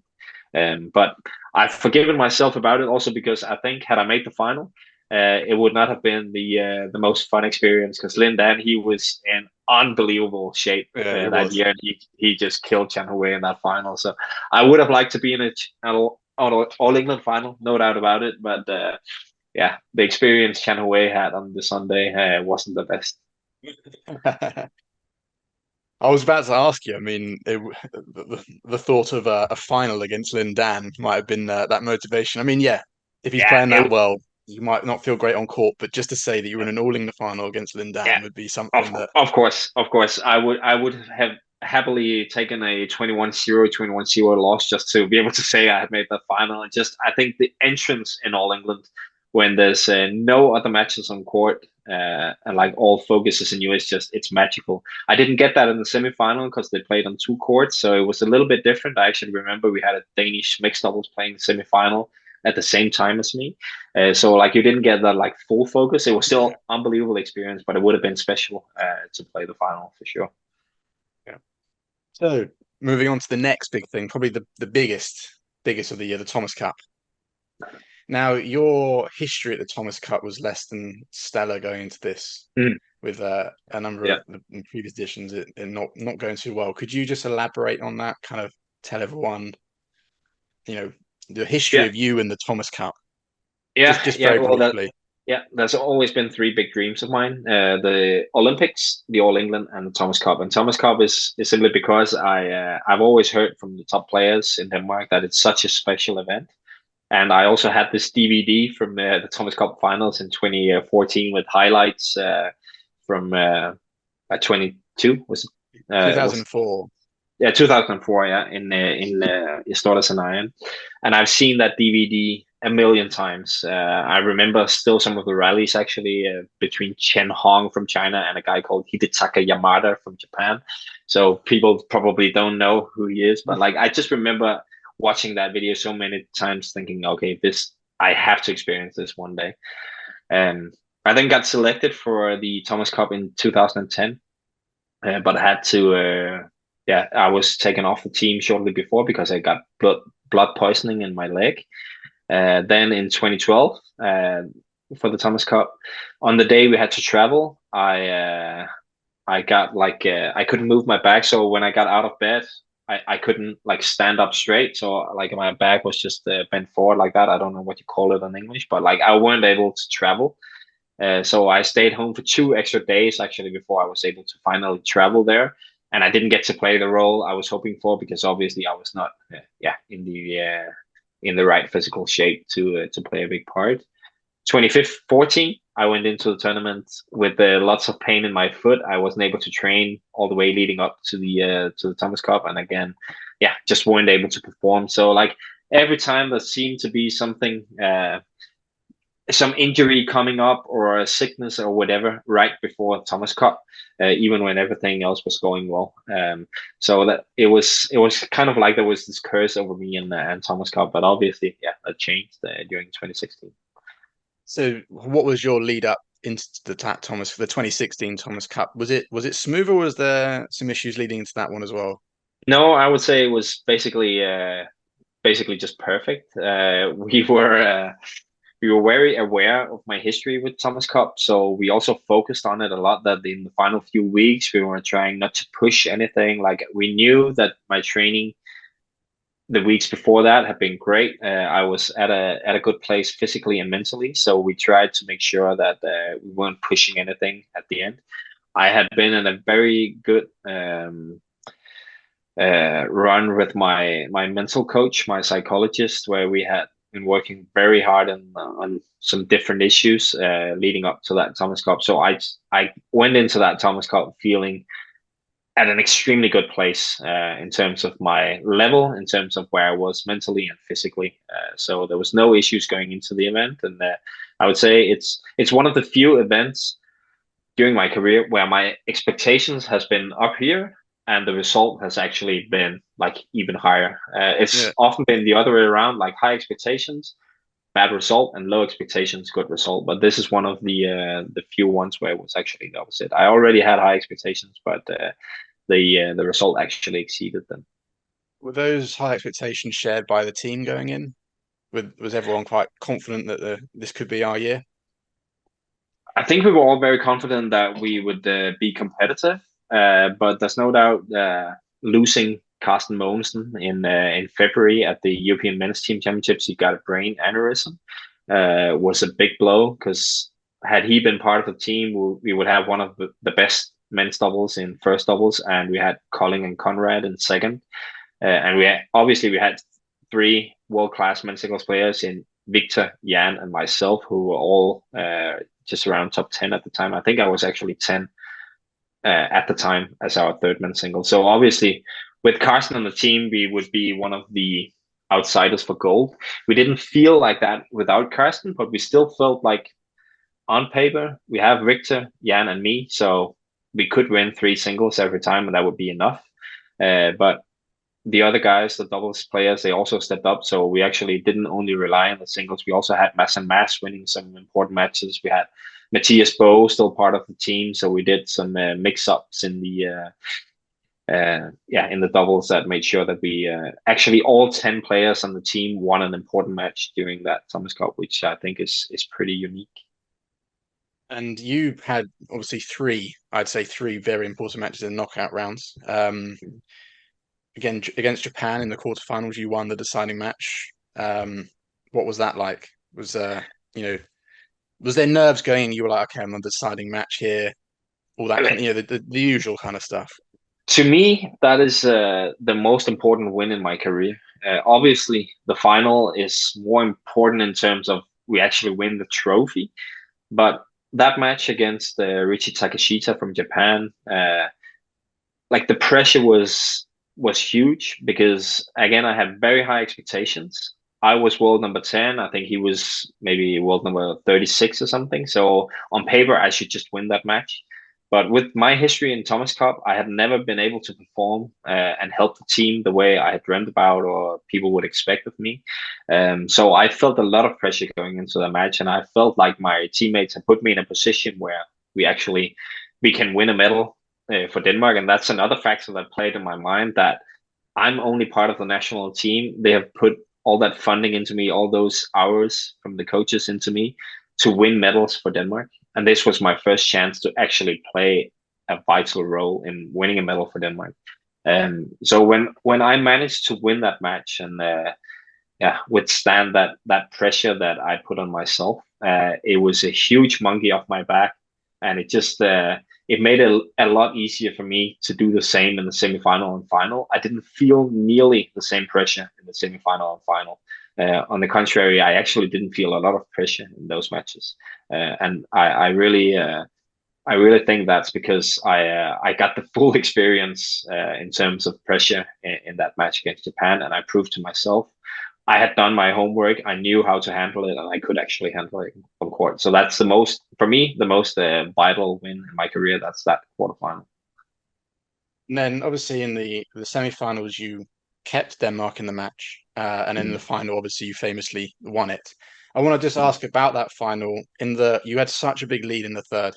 You knew that, well, you didn't know, but you were probably quite confident that you were going to win. What was going through your mind in those last few rallies before you actually won? And then obviously what happened afterwards? Yeah, in the last few rallies, I was just trying to enjoy the moment. It's actually quite fun that you ask, because I think it's on when I win the points in 19-7. I look out at Kenneth, who's coaching me, and he says, he's like shouting at me, like he's so angry, like stay focused, it's not over. And like I'm just looking at him and I'm saying, like, I can also enjoy it just a little bit. And he's like, no, you just stay focused. And like he's just going crazy. He doesn't want me to like let go, because I think he's been in too many situations where like if you just give away a little bit, then all of a sudden the nerves can start creeping in and stuff. So like he was very eager at like keeping me extremely focused. Um but yeah, I have to admit, I was really enjoying those last few rallies. I also, when you looked at Mustafa from Indonesia, like I didn't get the sense that he had any idea what he should do. Like he didn't have any belief that he had the weapons to hurt me. So I felt extremely confident, and it was just an absolute pleasure looking at my teammates right behind the court going absolutely crazy. And like just talking about it now, I still get goosebumps. I don't think I will ever stop getting that. Like it was a huge moment for me, but I think I can say that without like exaggerating or like trying to sound like I'm saying the right thing. But it was a much huger moment for the team and for Danish badminton. We had lost those 8 finals before that, and like it was for sure. I would say for me, it's still the biggest moment in Danish badminton. I think it's even bigger than the 2 Olympic gold medals that we've won, because this was kind of like more badminton Denmark as a whole. That kind of benefited from that gold. It was the first time we showed that we can actually be the best team in the world and not just have like 1 or 2 players who are the best. Was the reception like when you got back? I mean, both in terms of, I guess, the public, but also did a lot of the old former players who had been in those finals you mentioned, was there like some sort of party for everyone, or did they all reach out to congratulate you? Was that kind of like that kind of We going already on afterwards? started. Yeah, we already started getting text messages from a lot of the guys from the previous teams. I remember Jon Hans-Kristian, a former doubles player, writing to me. I remember some of the guys from back from the teams in the 60s actually sent me a message on Facebook to say like thanks for doing this for Danish badminton and for all us guys who tried in the past and failed. Erland Kops, who many hopefully still remember, also sent us a message. And when we came back to Denmark in the airport, there was a big welcoming party with the Danish TV there, showing it live. And all these guys also showed up. So Erland was there to give interviews. Paul Erik Høyer was there. Obviously, he was also the president of BWF at the time, but he was also there to congratulate us because it was also big for him. So again, I didn't feel like I've said that before as well, and it's not to sound corny or anything, but I didn't feel like the hero on the team just because I won that final match. We really felt like this was a massive achievement for the entire Badminton Denmark, and I think that reception we got at the airport also showed that everyone cared about this. Like this was huge for all of us, and not just the 10 players and the couple of coaches and physios and the support staff there. It was just yeah a huge part of Danish badminton history. Mm. So moving on from something that was huge for not just yourself, but for Danish badminton to a huge thing for yourself individually. The last thing from 2016, the Australian Open, Mm. your first Super Series title. Um, Again, just like I've asked with other ones, could you just, I don't really have any specific questions. I mean, it's your first Super Series title. You beat a number of top stars on the way. What was that experience like? I mean, it was not long after the Thomas Cup. You must have been riding high going into that. Were you confident? I mean, just let me know how that week went. Yeah. Well, I think I was pretty confident, but we had 1 week at home after Thomas Cup, and then we had to go straight to Indonesia Open, which was a pretty crazy experience. Having just beaten Indonesia in the Thomas Cup final, we weren't popular, but I actually I played pretty well in Indonesia, but lost first round to Wang Qingming. I just remember I couldn't serve.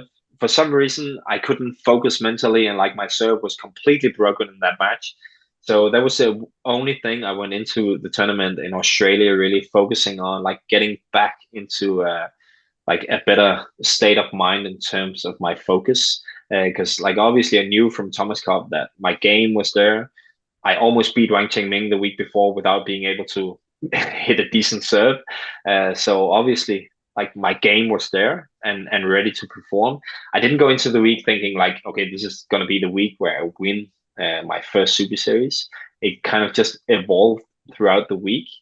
Um, I think the draw opened up a little bit at the start, and then when I kind of got into my groove there, I felt really comfortable in the arena. I really liked the area we stayed in. I really liked Sydney, um, and I actually also had a bit motivation from losing the year before, because the year before we also played Indonesia and Australia 2 weeks in a row, and I lost first round in both of them against Srikant Kedambi, and I had match points in both matches. And the reason why I remember it so clearly is because those two tournaments were the tournaments with the most prize money in it. So I cared a lot about that. Like those two matches cost me a lot of money, and I really wanted to show like this year in Australia, which again was one of the highest paid tournaments. I wanted to get my revenge, and yeah, I got that. Yeah, that's safe to say. And actually, as fate would have it, I had to play Srikant in Australia again. I played him in the semi-final, and yeah, and finally got the better of him. So I've always said like, yeah, it was better to win that semi-final than winning those two first rounds the year before. So I'm kind of happy with how everything turned out. Um, and what did it feel like when you were finally able to stand on top of the podium? Obviously, joy and happiness, but was there anything else going through your head at the time? You know, thinking back throughout your career and all that, all the kind of ups and downs that you had. I finally reached the top Yeah, of the podium at one of the biggest tournaments in the world. yeah. I actually I don't think I had any of those kind of feelings because I was still pretty high from Thomas Cup.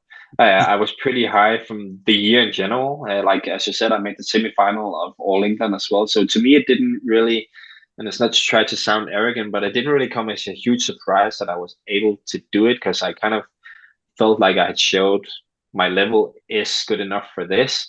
And when Chen Long lost to Ginting, who then lost to Yeon, who I played in the final from Korea, I saw that okay, this is a good opportunity. It's not just that I think I'm good enough to beat a guy like him in the final. I actually went into that final thinking I will win this final. I'm good enough to do it. So I wasn't that like surprised. I'm thinking, this is yeah, finally me breaking through. I kind of felt like it was pretty natural with the progression of the year that with how the draw was opening up. That yeah, I took advantage of it. And I regret a little bit that I didn't enjoy it a little bit more, because at the time, I also remember Sten Pedersen. He was there to do commentary, and I was talking to him, and he was like saying something like, "Yeah, it's a little bit surprising, but now I maybe also just had to realize that this is my level, so it shouldn't surprise me or anyone." But I regret a little bit that I was thinking like that, because I would have liked to enjoy it a little bit more, knowing now that it was going to be the only Super Series I won. I didn't think at the time that it was going to be the only one, but yeah, that's how it ended up being. Yeah. What was the following that, and obviously having such a good year that year, what was the how did the rest of the year and going into 2017, um,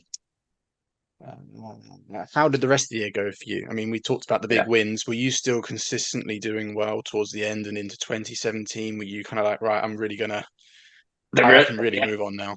the rest of 2016 was basically a disaster, and I don't think that's a strong word to put on it. Also, because shortly after I won Australian Open, my dad passed away, which was obviously a huge moment in my life.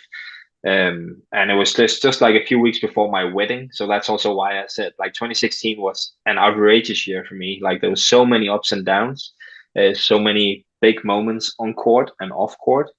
And then I had performed pretty consistently during the year. Then I had to just go to China and Hong Kong in November, and I just needed to get on court in those two tournaments. Then I would qualify for the Super Series finals.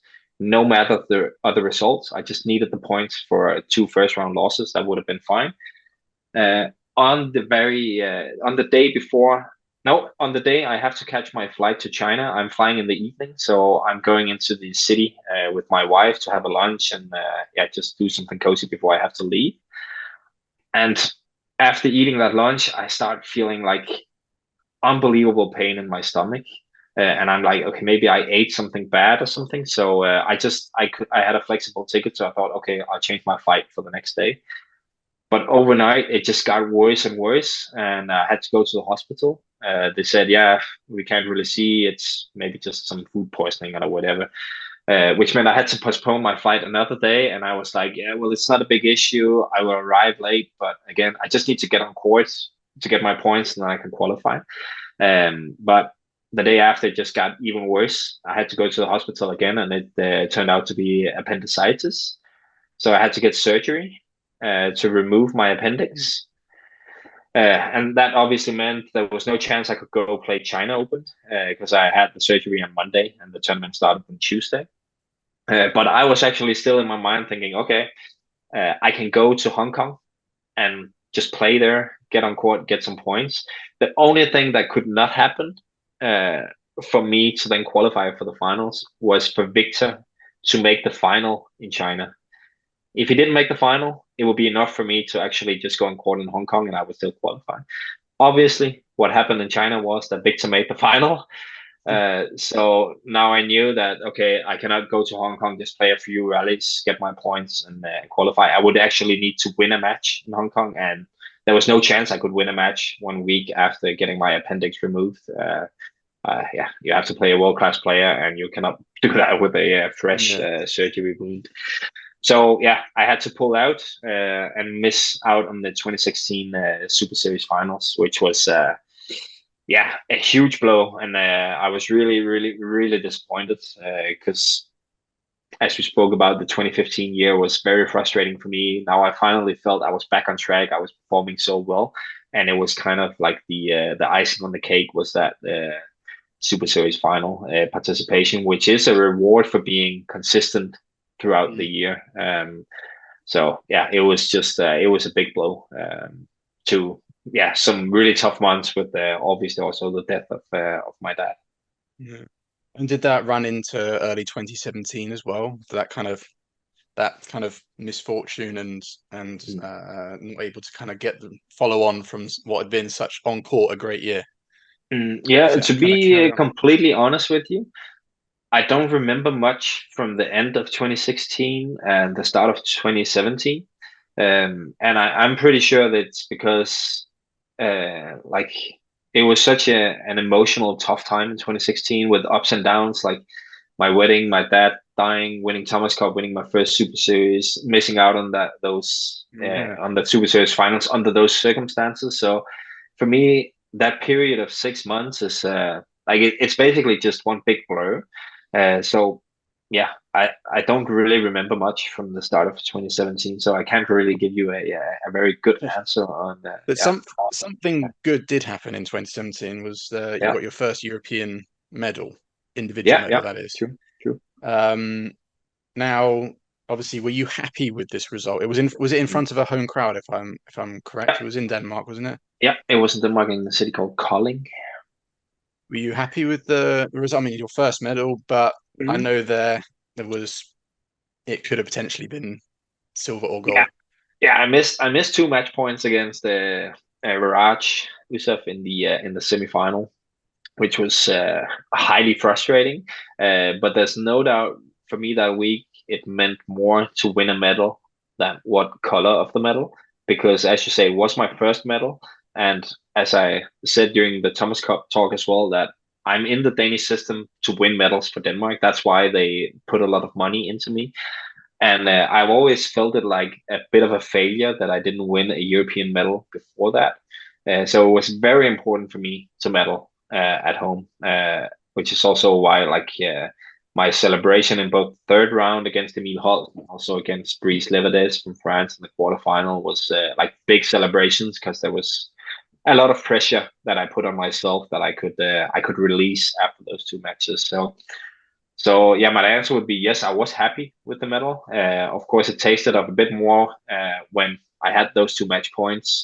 But I still got tears in my eyes on the at the prize ceremony when I saw the Danish flag go up, and I know Raj won it, so it was the English flag highest. But it was a big moment for me to finally be able to stand at the podium for a championship with a medal for my country. So yes, it was a very big moment in my career. Yeah, I can imagine. Sticking with the European Championships, the following year there was Mm. if I Mm. remember rightly, a little bit of controversy because you were Yeah, overlooked for young Rasmus Gemker at the time.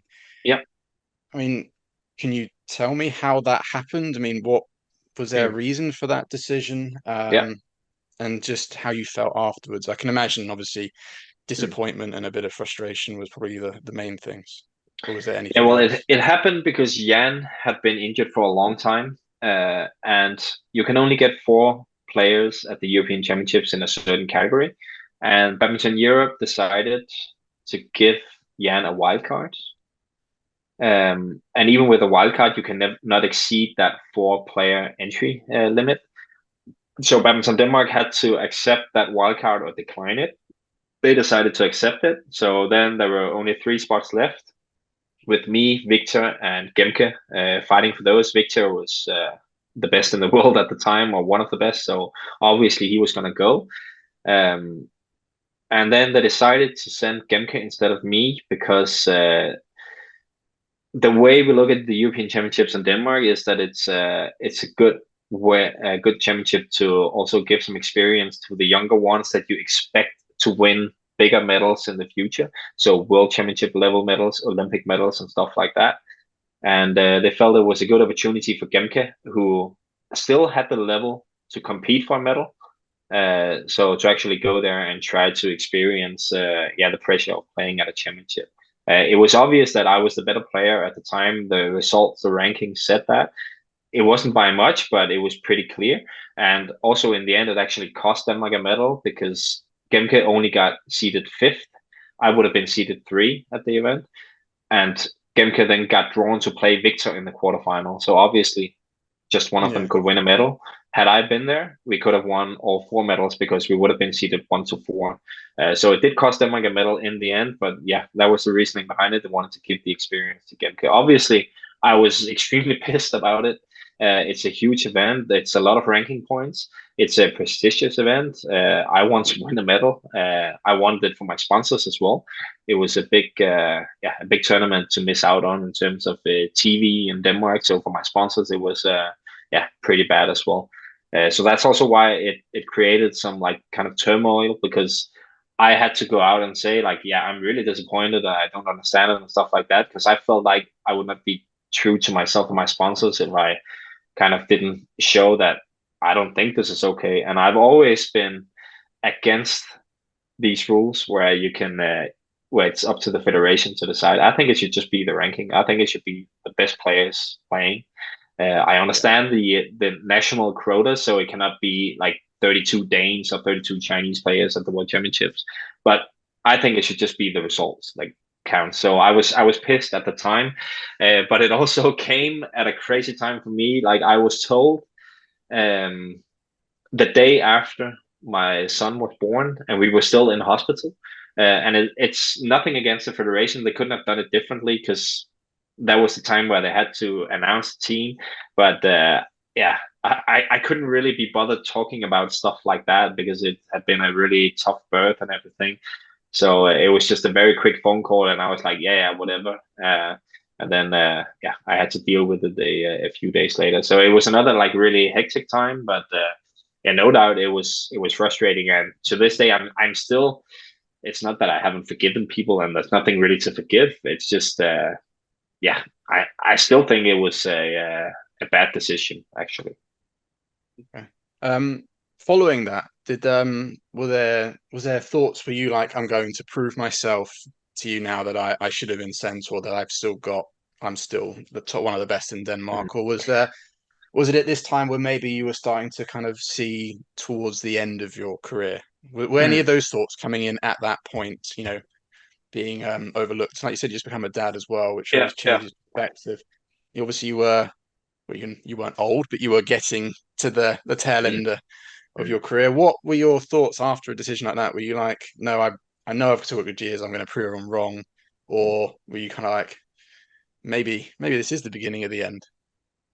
Not at all. And I didn't feel like I had to prove anything to anyone. Also because to the credit of Badminton Denmark, they were very clear in why they did what they did. They did tell me that it's not like we don't believe you could win a medal. They would expect me to win a medal actually if I played. They still saw me as a contender for the World Championships later that year. They still saw me as a vital part of the Thomas Cup team. So they hadn't lost any belief. And had Jan not gotten that wild card from Badminton Europe, then I would be playing the European Championship. So I didn't feel like I needed to show the coaches, okay, you made the right choice. Yeah, they already still believed in me, and they saw me as a little bit better player than Kemke at the time. Um, and also, I didn't think about ending my career at that time, right after the European Championships, because I still felt at that time I was being competitive. It then turned out that it wasn't going to be my best year, but at that time I was still feeling pretty good. I've always thought a lot about and spoken a lot to Kenneth about the fact that a lot of Danish men's singles players actually have their best years in the early 30s, and I was 32 at the time. So I had lots of belief that I would still have big moments coming up in my career. And you proved that very correct. I'm going to jump ahead to a little bit later in your career because I'm also mindful of the time. Yeah, yeah, 2019 wasn't your best year. 2020 obviously was a weird year for badminton with the COVID. But then when it came back, 2021, mm, you got to another major final at the mm, Super 1000 at Toyota Thailand Open. Am I correct? yeah, That's correct. yeah, yeah. Correct. I mean, was that a bit out of a nowhere kind of situation? How did that week go? And I guess after you explain that, I want to just talk on the final with Victor. How was that Mm. situation? And obviously the match against Lee Chuk Yu, the one that kind Yeah, of sparked. There's a few things to discuss yeah, about that yeah, one, but yeah. what was your thoughts going into, I guess that whole bubble situation, but more specifically that Toyota Thailand Open where you got to the final?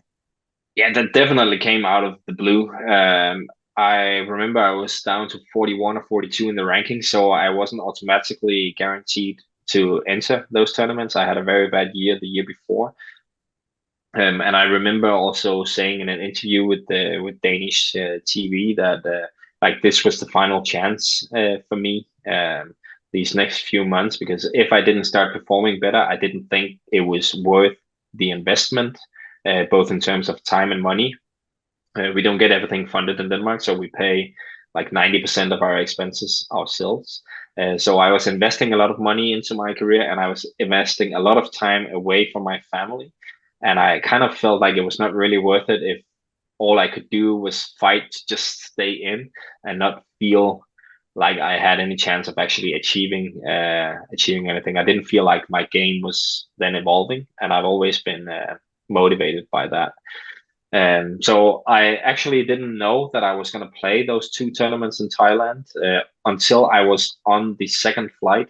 We flew Denmark to Switzerland and then Switzerland to Thailand. And it was not until we boarded the plane in Switzerland that I got the final confirmation that I was in the main draw.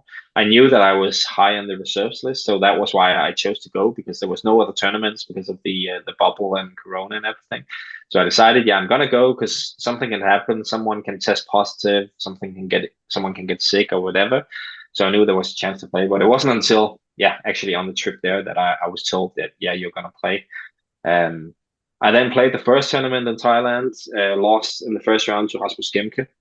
But that was the match that actually gave me belief that, okay, I still have it, because I felt like I was this close to actually beating him. And he was at that time already very good. So I went into the second week feeling really good about my game. And yeah, I was like everyone else. I think I was just very happy competing again after a long time with no tournaments at all. And that match against, I remember watching that match against Lee Chuk Yu in my front room, because obviously everyone around the world was in lockdown.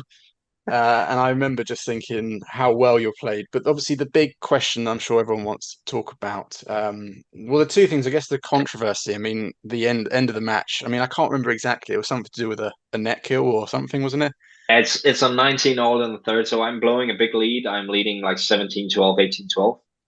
He comes back to 19 all, and obviously he has all the momentum. And I kill a shot at the net, uh, and as I kill it, I hit my racket into the net, which the umpire didn't call, and he then makes a mistake on the next shot. So obviously it should have been 2019 for him, and it was 2019 for me instead. I mean, what did you think at the time? I mean, I don't want to put you on the spot here, but No, obviously, it's fine. It's fine. I don't have an issue talking about it. I discussed it on my own podcast afterwards as well. In the very moment when I hit it, I was a little bit in doubt if I hit the net. I thought I did, and when you see it on video, it's very clear that I did. Um, you also see me looking at the umpire because I'm very nervous that he's going to call the fault. But there's at no point uh, I'd consider saying, yeah, I think I hit the net. yeah, And that's for two reasons. First of all, I'm not 100% sure that I hit it. I'm maybe 80% sure, so it's not my call. And then people can choose to believe that or not. I've had a lot of comments from people that say, yeah, that's bullshit because everyone can see it. But if you play badminton, you know that it's not always that you know if it's like, did you actually hit the net or did you hit the shuttle into the net very hard? But yeah, that doesn't matter anyway. Even if I had knew 100% certain, I'm not sure I would have given it, because I think for myself that he would never give it to me. yeah. And it Well, was a huge moment in the match, maybe at 0-0 or 2-2 in the first game, maybe. But it's too important of a point. And again, it's the umpire's call. Some people would say, yeah, that's not very sportsmanlike. I don't really care, because I think, and I don't think anyone would have done it. I've heard stories about others that have given points, and again, it's never been on 19 all in the third game. You yeah. give it away. I spoke to each of you about it after the match. I said, yeah, sorry, I think that was a mistake, and so on from the umpire. And he said, yeah, he knows, and like it's not my problem, it's the umpire's problem, and he would do the same. So, yeah, I don't feel bad about it, but I also understand from like a pure sportsman-like perspective and a sports lover, it would have been brilliant had I given it away on 19 all in the third, but it was never really something that struck my mind that I should do that. No, no, that makes perfect sense. I mean, in the heat of battle, and if you're not, again, like you said, not 100% sure, then why would you admit to it? I mean, it doesn't make sense to do that. Yeah, But no, and I don't um, feel like I'm not cheating, because I'm not doing anything. I'm not calling anything. Like it's the umpire is there to call it. I think it's a completely different thing from cheating. But yeah, it's just my view. People are free to disagree. last question on the on that tournament. when after you'd played the final, you're standing on the podium. Obviously, you'd been in a Super Series final before. You'd won the Australian, and now a final of the Super 1000. How did that one feel compared to? I guess the most comparable one is the final in 2014. I mean, how did this one compare to that? I know a lot of years have passed, but it's similar. Were there a lot of different emotions, all that kind of stuff? I mean, how did it compare? It felt different for sure, because I didn't I wasn't close at all in the final. Like, Victor completely killed me, and I got a back issue at the mid game interval in the second game, so I was already losing big. So the back issue had no effect in terms of could I have won or anything. But I just remember when I was on the podium, I was actually a little bit concerned about this back thing, because now I finally showed that I was back to form and playing well again. And then I was concerned that, okay, maybe my body is saying that, yeah, you're not really ready to perform after all. So it was a mixture of a little bit disappointment that I wasn't really able to make it an interesting final, and yeah, a little bit of concern about what this back issue was going to be. So back in Dubai, when I made that other final, I was more happy because I felt like I played well. My opponent was just better, and obviously Victor was also just better. But there was just other things on my mind that did make sure that I didn't really enjoy the final too much. Actually, I had enjoyed all the other matches, and that match against each of you in the semifinal is actually one of the matches I've enjoyed the most in the. It was that quarterfinal and semifinal. No, anyway, it's one of the matches I enjoyed the most because it was such an intense battle, and I think we played some amazing badminton. No, I do remember that match very clearly. Yeah. And getting quite nervous when you were letting that lead go in the third, because I'll be I honest, I was wanted you to win. So yeah, I was as well. But I think it's one of the matches in my career where my defense has worked the best, actually. That match and against Antonsen as well in the same tournament. I felt like I had built a wall and could get anything back. yeah. Right. I know that we've got how many minutes we got? How long you got? 5 minutes or so? Yeah, no, it's fine. We can go to 10 past. That's okay. Yeah. Only a couple more things. Obviously, I've got a long list, but there's a couple of big things. Sticking with 2021, the Thomas Cup in Aarhus on home soil. Was that the first Thomas Cup held in Europe, or was it? Yeah, first Yeah, final held outside of Asia. Yeah, and obviously it didn't go the way that you wanted to. The question I wanted to ask was, you didn't get to play against Indonesia, which I'm sure you wanted to. I remember you saying, I think I heard on one of your Band Spirits podcasts, how well you had prepared to play if you had. What were those preparations like? What did you do to get ready for? Were you ready for that one particular semi-final against Indonesia, or was there anything else? Yeah, well, we prepared for a lot of the best third men singles from the gold medal contenders. So China, Indonesia. I think we had Malaysia in that group of teams as well, and Korea. But yeah, what we did was I had a lot of talks with my psychologist about that certain situation, which I had already experienced before, but to try and prepare in every single situation, what kind of thoughts would come up, how would I handle it, and stuff like that. But I also had a lot of video sessions with Kenneth Jonassen, simply just watching other players that could potentially play third man singles. I also did a lot on my own, but then had follow-up talks with Kenneth, and we already started doing that 6 months prior to the tournament to make sure that we got to watch a lot of the guys, because you wouldn't always know exactly who's third man singles. You could have an idea, but yeah, there could be different things playing into who gets the nod. But yeah, it was Tavito, who I was supposed to play from Indonesia in that third man singles, was one of the guys that I watched the most. And yeah, I felt so ready for the situation, both in terms of tactics and also in terms of my mental state of mind. There was not a situation we hadn't prepared for. And when I got the nod the day before that, okay, you're going to be in this match, I think it's honestly the most excited I've ever felt in my career about a match, also more than the Thomas Cup final in 2016, because this one was at home and I felt so extremely prepared, and I felt like we had a team that could win gold as well. And it was the role that I had dreamt of for a long time, because at the time my career was not going amazing. Like I was on the downwards trajectory, so it was for sure one of the highlights that I could have left in my career. I knew that. So I was so excited to play, and everything went according to plan with the first two matches, like winning one each, and Anna's doing well against Christy, but yeah, just lost in the end. And yeah, it was for me the biggest disappointment of my career was the fact that we won bronze at that Thomas Cup. It was not what we came for. We came for gold, and I think we were a strong enough team to win. And when you then add on the fact that I didn't get to play that particular match, it's yeah, it is by far the biggest disappointment of my career in terms of like results. Yeah, I think a lot of us watching, not Indonesian fans, would have loved to have seen that fifth match. Yeah. You and that kind of, again, kind of repeated the 2016 final, but in Denmark. Yeah. Yeah, it's a bit of a shame that never came to fruition.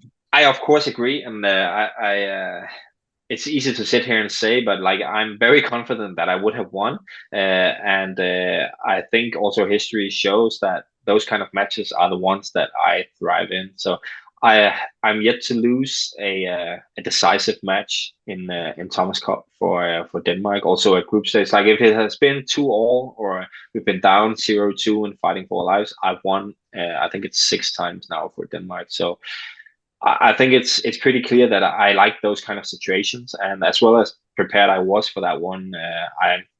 To this day I still feel pretty confident they would have been one of the highlights of my career had I got to play that match, but we'll never know. Yeah, no. But one we do know, the next year, the Thomas Cup, your last Thomas Cup, you did win another deciding match against China. Now, I know that match obviously didn't have much sway. I think both of you had already gone through, but was it still quite a big win? Because it was your Denmark's first win over China as well, for I'm not sure if ever, but definitely in a long time. Yeah, I think it was in 26 years. Yeah. Yeah. How did that feel? I mean, I know it was only a group match, but still, it was a huge deal for us. We had already qualified, but it meant a lot to be the winner of the group. It would give us a lot better chances of winning a medal again, playing against a group number 2 instead of a winner of one of the other groups. And again, it's just also the how do you say that, like the signal value of beating China, who is the powerhouse of badminton. I know they didn't have the strongest team ever at that Thomas Cup, but again, we hadn't beaten China in any team competition, so Diamond Cup, Thomas Cup, Euro Cup, in 26 years. So it's not every day it happens that Denmark actually has a chance of beating China. So it was a huge deal for us. I finished that match 2:30 in the morning. So it was an empty arena. There was 3 Danish fans actually still left, and then all the support staff and very few of the Danish players. Most of them had gone back to sleep because we had to play the next day, even if we won or lost.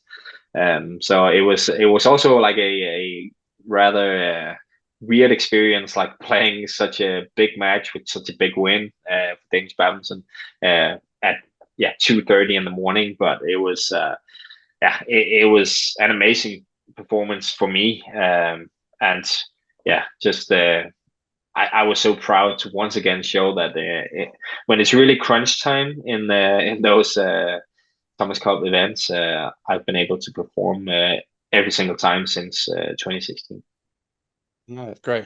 And obviously, that was your last Thomas Cup, and you have all those. Oh no, I was going to ask. Oh yeah, sorry, that was it. How did you feel after the Thomas Cup had finished, knowing it was you did know it was going to be your last Thomas Cup, I'm assuming. Yeah. How did you feel after that? You could obviously look back over some great memories and some not so, but how did you feel when you knew that was your final? Well, I guess it was final team competition for Denmark as well. Yeah, well, it's probably I've had 2 experiences where I knew this was the last time I was at a certain event or a place where it was tough. This one and my final Indonesia Open. And it was tough to know that this was the last Thomas Cup. Sorry about that. Yeah, it was tough to know that this was the final one, because I I can say without a doubt that Thomas Cup is one of the tournaments that I've enjoyed the most being part of. Like being part of the team, it's magical, and like the week you have there with the rest of the guys, it's so much fun. And you feel like you're playing for a higher purpose. It can sound ridiculous, but you really do feel that compared to playing All England, which is one of my favorite events, or even the World Championships individually. It just feels different when you're there with the team and you're fighting for your country that way. Um, so yeah, there was a little bit of tears, no doubt. I did say it in the interview. Actually, after beating that Wing Hong Yang from China in that group match, that I was very happy I got to play at least one more match of this magnitude for Denmark, because I knew it was going to be, yeah, the last time I had the opportunity to do so. No, so right, we're getting into the last year of your career, 2020. Well, this year actually, yeah, sorry, Yeah. 2023. You actually achieved something that was quite good to achieve in your last year. Is you finally won the Danish nationals Yeah. at age, what, are you 37? Are you Yeah, the I was. oldest men's singles winner for the Danish Yeah, nationals? I'm the oldest singles winner of nationals. So there was a women's singles who held the record before that, but yeah, I beat her by a little more than a year. Well, how did it feel to win that? I mean, I actually watched it, well, watched parts Yeah, of it, yeah, and you're celebrating like it's like you celebrate every tournament. So it yeah, must have been yeah. special to you. Yeah, it was, of course. Like in the later stages of my career, I haven't been winning a lot of tournaments. So just winning a tournament was a big thing. But there's no doubt, like I've lost 5 finals in the past. So it was also some sort of like monkey off my back finally winning it. But to be honest, I've never really felt like uh, I should have won the Danish nationals, because like every time I lost a final, I've lost to Victor Axelsen, Anders Antonsen, and Jan Jørgensen. So it's like it's world-class players, and it's not like it's written in the stars that I would be able to beat them in any of those matches. Of course, there's been a couple of them where I had a good chance, but yeah, I don't look back at it and saying, yeah, it's really bad. I never won the Danish nationals, because yeah, it's world-class level at the Danish nationals. So it wasn't like a huge like relief or anything. It was just being able to do it at the age of 37, being able to beat. I know that Anders and Gemke and Victor were not playing, so obviously it didn't make me all of a sudden the best player in Denmark. But you can only beat what's put in front of me. In front of you. I've always believed that very strongly. And the other guys who were there were still guys ranked top 60 in the world, with Mads Christophersen, Magnus Johannessen. So Victor Svensson at the time as well. So I was really proud, and I think it was a lot of fun actually. And I'm a big statistics nerd, so for me it's also a lot of fun to be able to have that record of being the oldest winner. I hope to win again in February actually, so I'll try one more Oh, time and see if I can that record with another year. that would be great. That would be great. Yeah, yeah, I've got just two more very quick questions. yeah. No Your problem. No retirement. rush. It's fine. I know that you've on your own podcast you've talked about the one in Norway, but the one I want to ask about is your retirement from the national centre, the official one. Well, Mm. how was that? That must have been an emotional. Was that the most emotional part of the retirement, that you're kind of leaving the national centre and it's that big goodbye, everyone gets round, you take your name off the board, all that kind of stuff. Mm, mm. What was that day like? Was it a Yeah. weird one, or because you said this was going to be it for so long, it just Mm. you were prepared for it? It wasn't. Yeah. Yeah. Just I was actually looking forward to that day to just be over with, because I kind of felt like the build up for it had been so long. Like ever since in May, I realized that it was pretty clear that I was probably not going to play the World Championships in Denmark. I was basically only part of the national team for the final 3 months to help the guys prepare for the World Championships. It was still also great training for myself, but my purpose uh, for myself on the national center had already served itself. Like it was done. So the final 3 months, I wasn't there with like this real focus that okay, I need to get better. I need to be able to perform at that and that event and so on. So in that way, it was a long build up for me. It was amazing to have like all the nice words from from the head of sports in Denmark, the guy from the Olympic Committee as well, and like there were a lot of people that came there to show me respect, and I really appreciated that. And also was too emotional to really say anything besides just thanks to everyone for coming. I couldn't hold like a big speech, even though I'm a decent public speaker. In that moment, I just had to say like thanks so much, and that's gonna be about it. So it was an emotional day. My family was there as well, but it was also for me, it was a clear sign that it was the right time, that I was already ready to move forward. That I wasn't crying because I felt there was more there. I was just I was really ready for the next chapter of my life. So it came at the right time as well, I would say. Last question, just some reflection on your career as a whole. I guess it's two parts. It's like how you would sum up your career, but how would you like to be remembered over your badminton career? How would you like to be remembered? And could you have imagined when you were that young boy starting in series of having the kind of career that you had? Did it live up to everything, or could you imagine having the kind of career you had? Yes. I'm sure when I was 5, I wouldn't have imagined anything like that. But to be completely honest with you, I've said this in Danish interviews before as well. I don't think I won nearly as much as I dreamt about, or as I maybe expected when I was younger. When I was a junior, I thought I was going to win the Olympics, the World Championships, Thomas Cup, All England, all the stuff that Victor is now doing. Yeah. I think I was going to do that. I thought I was going to do that. And I think that's mainly because I was young and very inexperienced, so I didn't know what it actually takes. At that time, I didn't know what it was going to take to become world number one and be the best. But I thought I was going to do it. I didn't, but that doesn't mean I see my career as a failure. Not at all. I'm very proud of everything I achieved. No question about that. Also because now I actually know what it takes to be like Victor, or what Jan was, or Gade. And they were willing to pay a higher price to reach that level than I have been. I'm very happy with everything I put into my career and my life. I think I've stayed true to myself all the way through.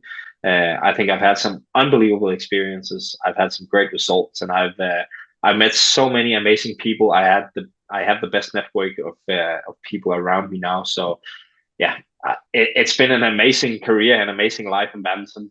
But yeah, could I have expected more when I was younger? Definitely. I expected to win everything. So I didn't achieve everything, but it also just shows that it's like everything evolves over time, and like over time I've been able to see that like it's still a big success, my career. I'm still very happy with it, even though I didn't manage to win all the things I thought I would when I was 17, 18 years old. At that time I still thought I was going to be Olympic champion. I think that's a great place to end there. Yeah, you summed it up. Well, excellent. But thank you ever so much for this, Hans.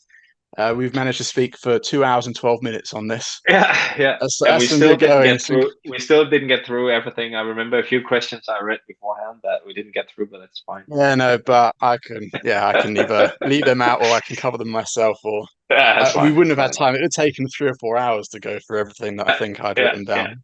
Yeah. You but must no, I just want to finish by quite a bit of time researching as well. Yeah, no, I did look through was all the way through tournament software. I mean, I found some very obscure videos and all sorts of things. Yeah, I was doing my best, but you still come up with some stuff that, well, clearly is not on the internet, which I couldn't find. It might be somewhere in Danish that I wouldn't have been able to know about. But so hopefully this interview will actually bring some other things to light that no one would have known before. So that's great. So thank you ever so much for taking the time to speak to me about this. My pleasure. Really appreciate it. Yeah. I'm looking forward to see the full video. Oh, yeah, I'll do my best to do it justice. It's quite a story. Yeah, cool. We'll see how long it'll be. Yeah, it's going to be. Yeah. Anyway, I'm going to hit the stop on the record now. So thank you again, Hans. And I wish you the best of luck with your future, everything. Yeah, thanks a lot. And when you have time at some point, can you just retransfer the full video, and then I'll Yeah, of just course. put it into Yeah, bits and upload at some point.